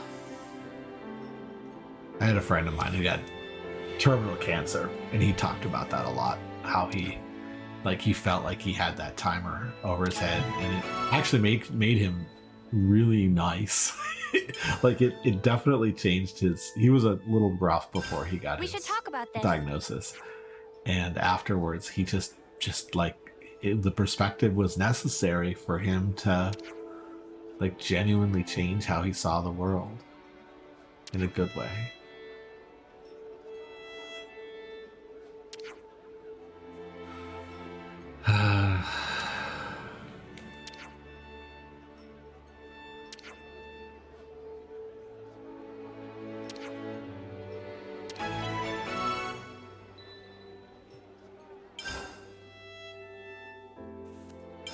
Group chat first, right?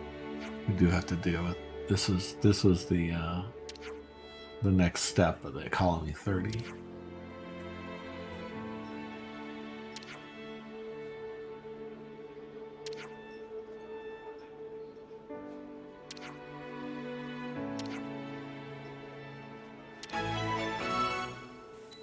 Only quests. Okay, but we're gonna focus on potatoes now. Hopefully this is the. Can't forget our progress update. Ugh. Let's be off.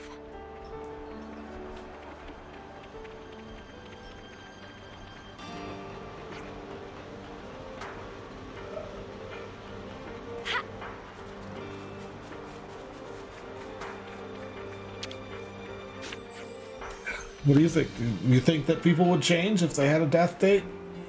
Think it would make them behave differently in any way? Make us all crazy?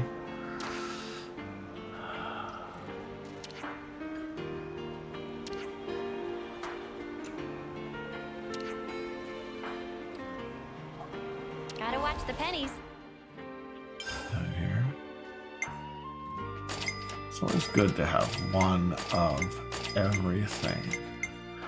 There is a side quest later where you have to have like trash artifacts to give to this lady.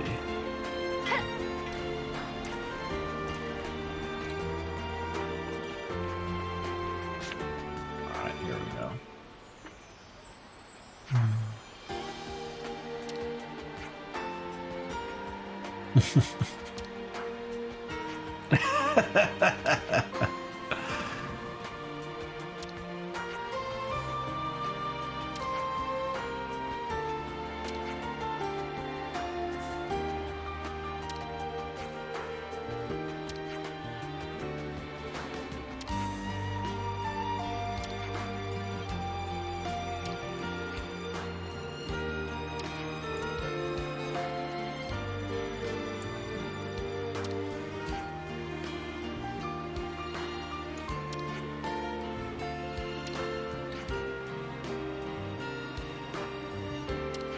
Yep.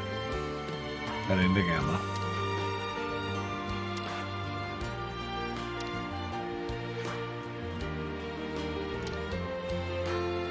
They don't even know. I hope everyone's getting along. Only the characters know.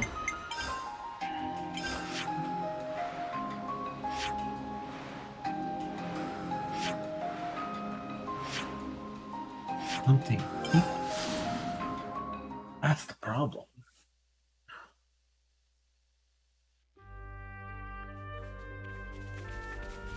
Yeah, I may not unlock the Potatoes quest quite yet. We may have to do just some more Colony 9 Affinity first. And honestly, I don't even know if Ascension quests are unlocked yet in Chapter 4. I just remembered that when I did start doing the Ascension quest thing, I ended up realizing I'd missed a bunch of low-level ones. I told myself I wasn't going to make that mistake this time around.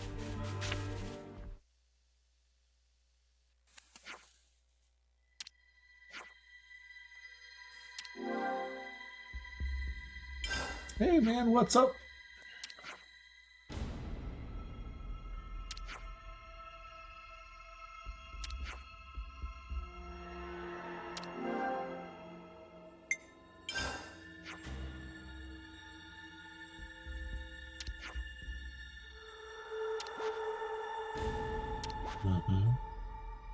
I didn't play in the subterfuge the previous time.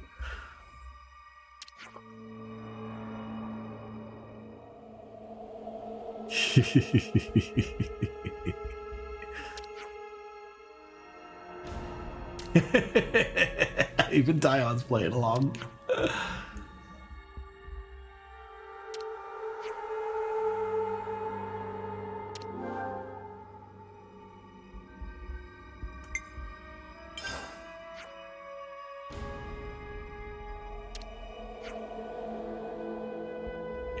Yeah. There's a thing in the hero page that gives you a hint for the ascensions. That was a nice thing they added, so I didn't feel too bad about missing them. Wow, we may not actually have to fight him. I didn't have to fight him this time. I fought him last time. Maybe. Uh-oh. No. Good. Talked him down. That's always nice.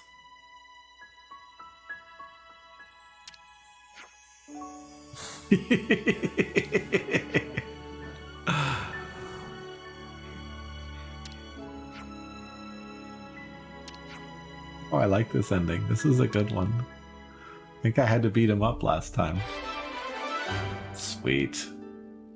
Pacifist solution. That always makes me happy.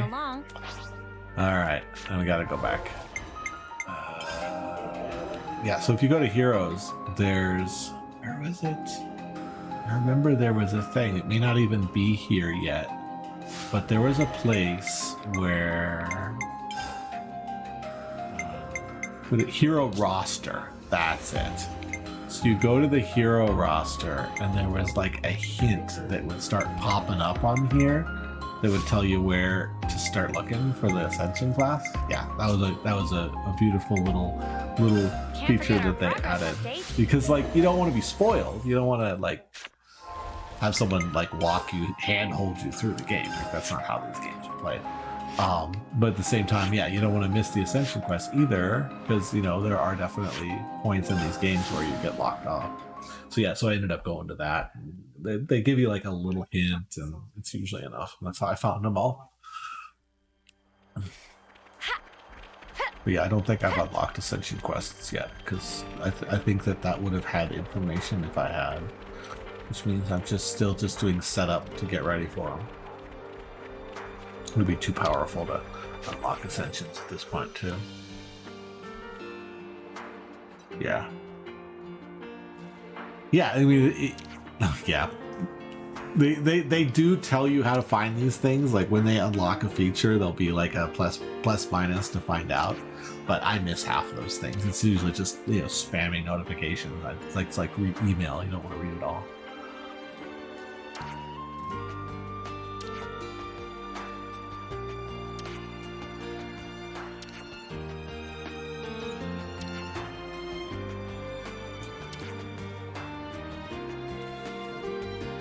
Ah, yes, this is the gear.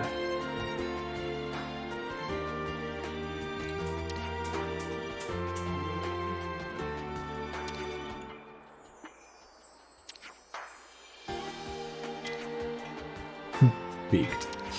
Yes.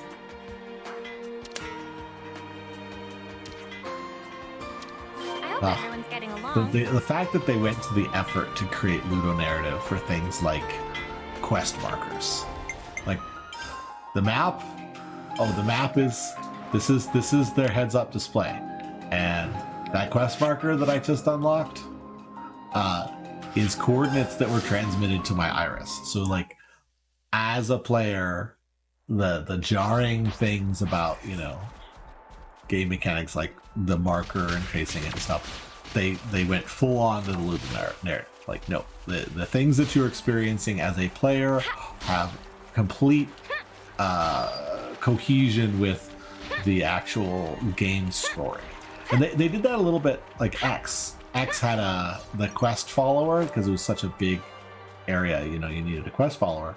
It was an actual item that one of the characters give you, and it sent off this little shiny ball that you would follow. And it was like a Napon invention, right? And you'd activate it, and the little ball would zip off and draw the line that's here, that's now like in the iris, right? And so it was never jarring. It was never like, oh, like there's a magical like third person who's helping me along. Like no, there's something in the game that makes it make sense. And they again, they learn something every game, and that was in X. I don't think there was anything like that in 2. Where no, it's guiding me the wrong way. Of course, I have to actually have the quest selected for it to work, though. But yeah, like that level of detail is just wonderful, and they nailed it in this game. There are very few things in this game that feel like game mechanics. They just feel like you're experiencing the world the way that the characters experience the world. I think it's just super cool when the game does that. So many little details that they put into this one that wasn't even in the other games. Because, you know, there was quest following in Xenoblade 1. There had to be. Red collectible items and all this other stuff. But it never really made sense. It just was a part of the game. This game, though, they went all out.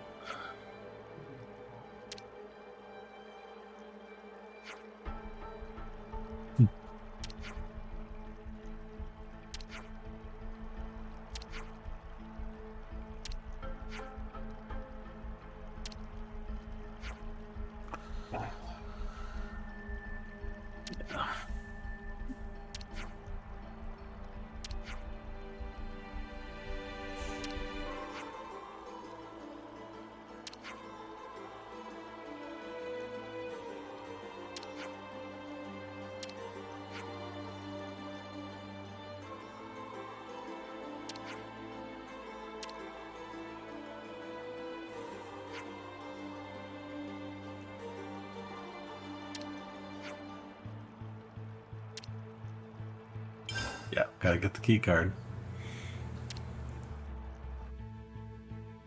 I hope everyone's getting along. The single container that you get access to by doing this side quest halfway through the game. Oh my gosh. Like, have you seen or played Arceus? Arceus was good. Like, genuinely enjoyable Pokemon game for the first time in a long time. Like, I haven't really enjoyed a Pokemon game at that level until I played Arceus, which is technically a spin-off. It was so fun. I hope they keep doing that. I hope they keep doing new riffs on the Pokemon world like that. Because yeah, again, there was a little bit of ludonarrative. What do they call it? Ludonarrative harmony in Arceus that was not present in the others. Like, they kind of justified why the Pokemon world works the way that it does, like the game mechanics. Whereas like in other Pokemon games, it's like, oh yeah, you can only have 4 moves because it's tournament rules. You can only have 4 moves, right? Whereas like in the anime, like Ash's Pikachu had at least 6. And there was never like a reason why in the game you didn't have that harmony. Whereas in Arceus it kind of did, because they like justified it in terms of like how the Pokemon worked and, you know, that stuff. Yeah, that's the other thing, is that like I haven't played the new Pokemon game. I'm probably not going to, because as a software developer, I see a game that is so littered with crunch that I just can't in good conscience play it. But the characters are amazing, like really good, really interesting designs, and no voices. Like, come on, hire some voice actors, get it done. Even if it's just Japanese, just get it done. Get some voice acting in your game. And you know that they have access to the voice actors, at least in Japanese. But I think the Pokemon Company isn't interested in like the internationalization issues that come with voice acting, and they may not even know that people would enjoy it even if it didn't have multiple language tracks. I think a lot of people would just enjoy just having a Japanese language track for Pokemon. It would be radical. But at the same time, the Pokemon game doesn't exist to be a game. At least the mainline games don't exist to be games. They exist to sell toys. That's their only purpose. And why would you bother with voice acting when your only purpose is selling toys? They make 80% of their income from selling toys. Like they don't make money out. They make a little bit of money on the card game. They make a little bit of money on the the playable games, but like the rest of their money comes from, well, they're a card game. They're a toy maker. And they play a game that gets you interested Can we in maybe toys. train? So they're not going to put that kind of effort in. I don't think it'll ever happen. Except for the spin-offs, like an Arceus. Let's Like catch if up on Arceus might be the watershed for some good showings.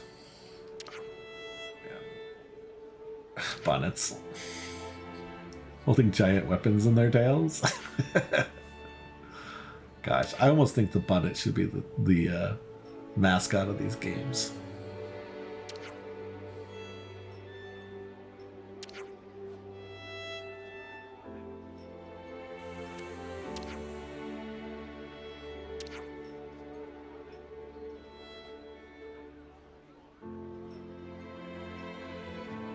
I don't know, honestly.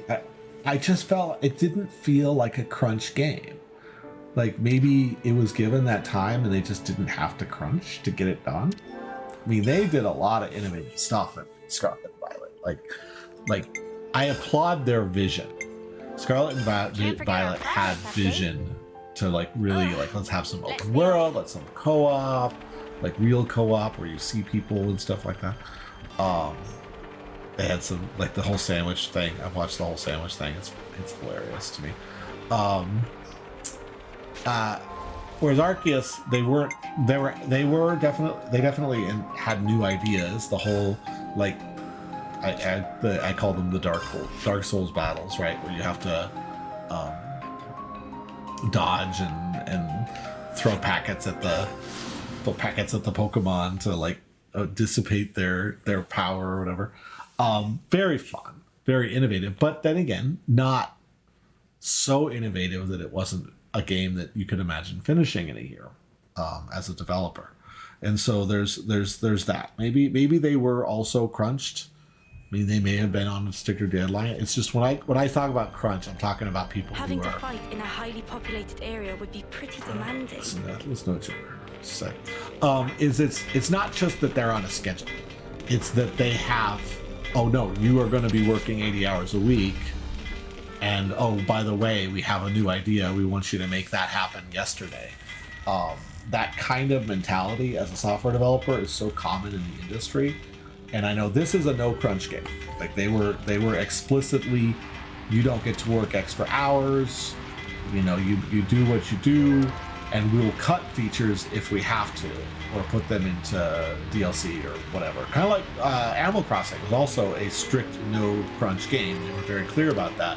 They're like, we're going to release a game that isn't, it's functional but not complete, and we're going to give free DLC for the next year as we continue to develop features and stuff. And so, you know, there's just a whole different feel between crunch and no crunch. And so, you know, I do know that Scarlet and Violet was a crunch game. Like they've had developers talk about this was crunch. They were working 80 hours. They were getting features heaped on them continuously. Whereas Arceus, I fell. Arceus, on the other hand, it doesn't feel crunch. Maybe my feeling is off. Maybe it was crunch. I just didn't know it. And so I felt like it was a complete game. I felt like the developers were able to make the game what they wanted it to be. And if they only took a year to do it, good on them. I mean, good management, good developers, it happens. Whereas Scarlet and Violet, it's so crunch. It's like excruciating. It's like Cyberpunk was also a crunch game, right? Good ideas, good development studio. Crunch made the game unplayable for the first year. And apparently Cyberpunk is a very playable and entertaining game now, if you go download the patched version or whatever. But when it released, it was torture.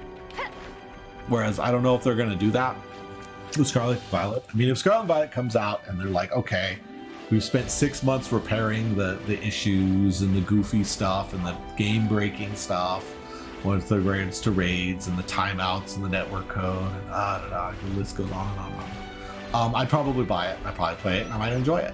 But as it stands right now, as a crunch game, I just can't. I just can't do it. Let's see what's going on here. And Xenoblade 2 was a crunch game. I will say that. Xenoblade 2 was crunch, and they learned their lessons. I think a lot of parts of Xenoblade 2 that people don't like. I believe I don't know this for a fact, but I look at the gacha system and I'm like, that was a crunch decision. They didn't want to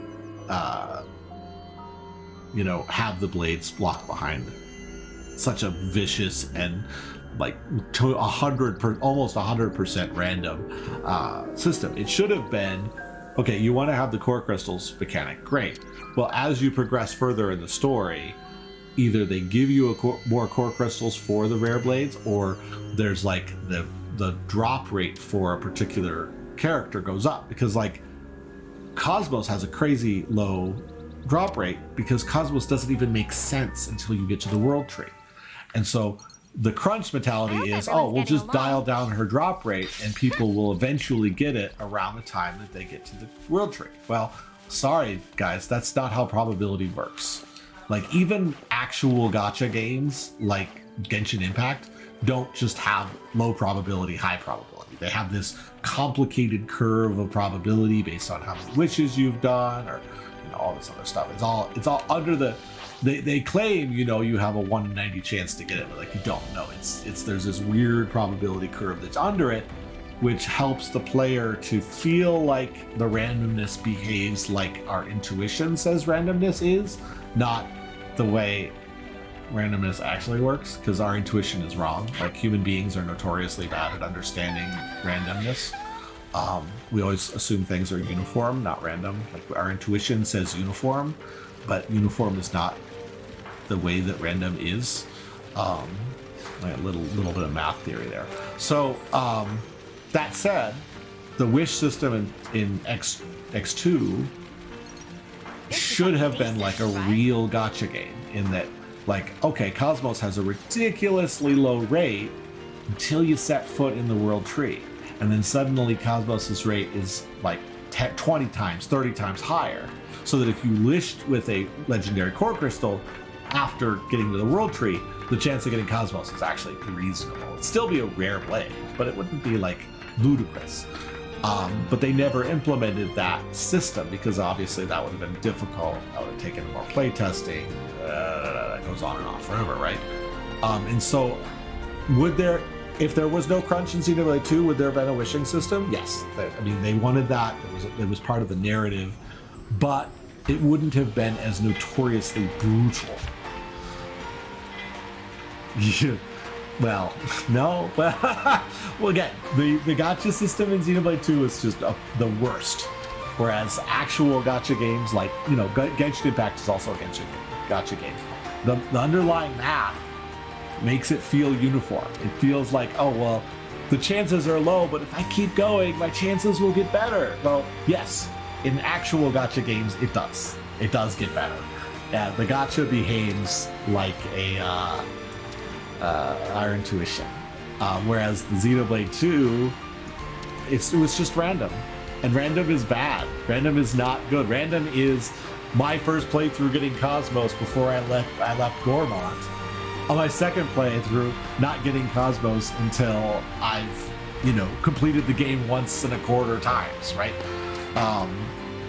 Yeah, and that's that's crunch. It's not just scheduled; it's crunch. Crunch makes for bad decisions, bad software, bad experiences playing games or using software, and it shouldn't be that way. Why is it?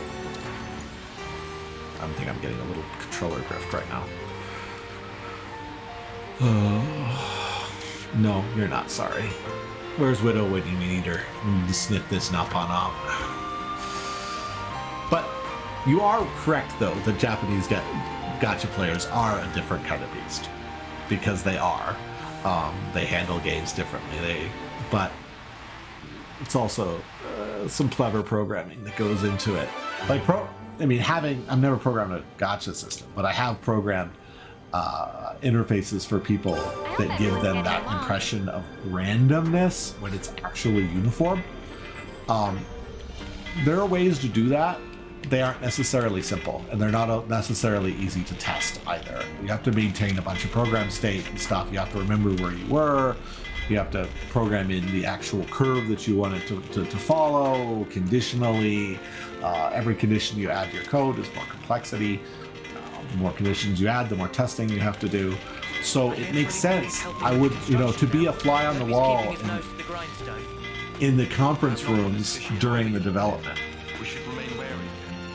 of Xenoblade 2, and probably there were developers that were like, hey, this wishing system is going to make people upset. Like every developer worth their salt would have looked at that and gone like, what, you're just going to do random? Like, just purely random? Are you sure that's a good idea? People are going to hate that. But they didn't have time.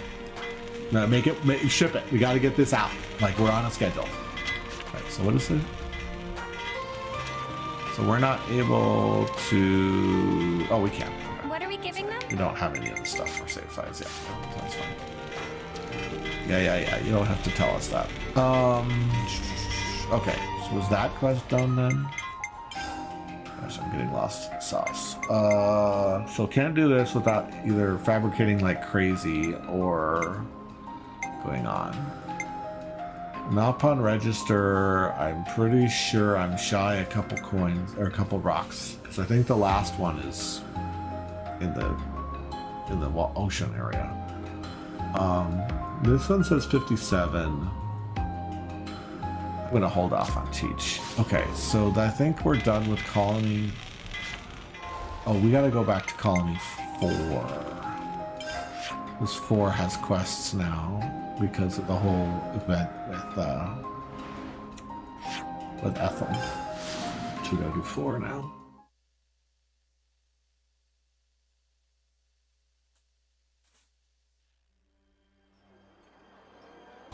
Yeah, My definitely stomach's colony 4. growling.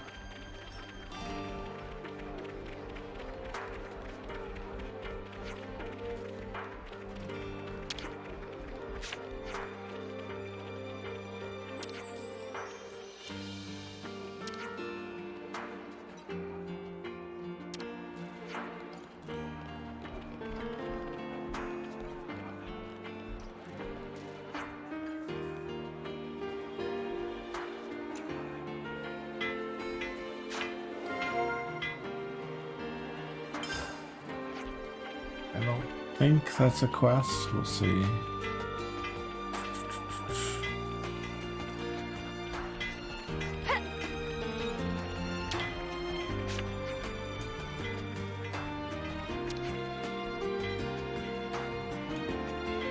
Yeah, especially Teach. Teach does not make sense. I don't even know that they fully answer the deal with Teach. Because, like, is he like outside the cycle? Like, he's got to be like 40, right? Or at least, I mean, even more. Like he's the only of the indolent body type too. Like, well, the indolents in Xenoblade 2 lived for literally hundreds and hundreds of years. Like, they're basically dragon people. So, like, is Teach really a husk, or is Teach something special? Yeah. I still don't completely understand how they justify Teach. Maybe they just like left it off. Like, we need to make a good Indolin because all the Indolins were bad in the last game. And so they made a good Indolin, and they're like, but the Indolins are kind of like, they don't play by the same rules of like Blades and humans and stuff.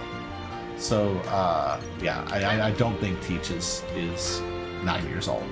There's no way. There's no way Teach is 9 years old. No way. Absolutely not. Teach has got to be like, they just like shift him around a little bit so that people don't notice that he never actually goes on Homecoming, because like there's no way. No way at all. But definitely Teach breaks the rule.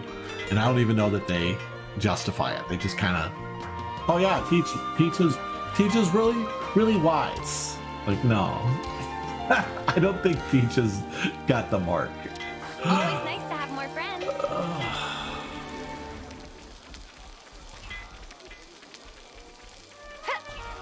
You can hear the grilling sounds.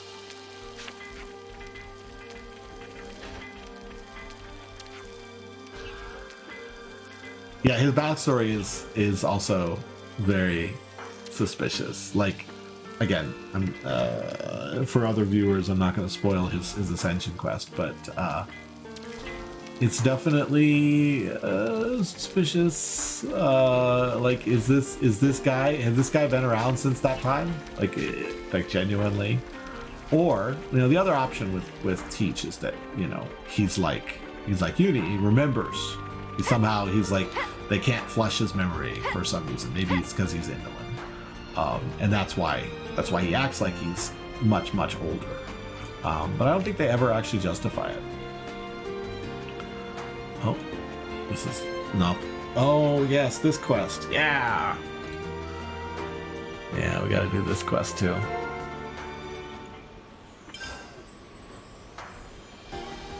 It's 2.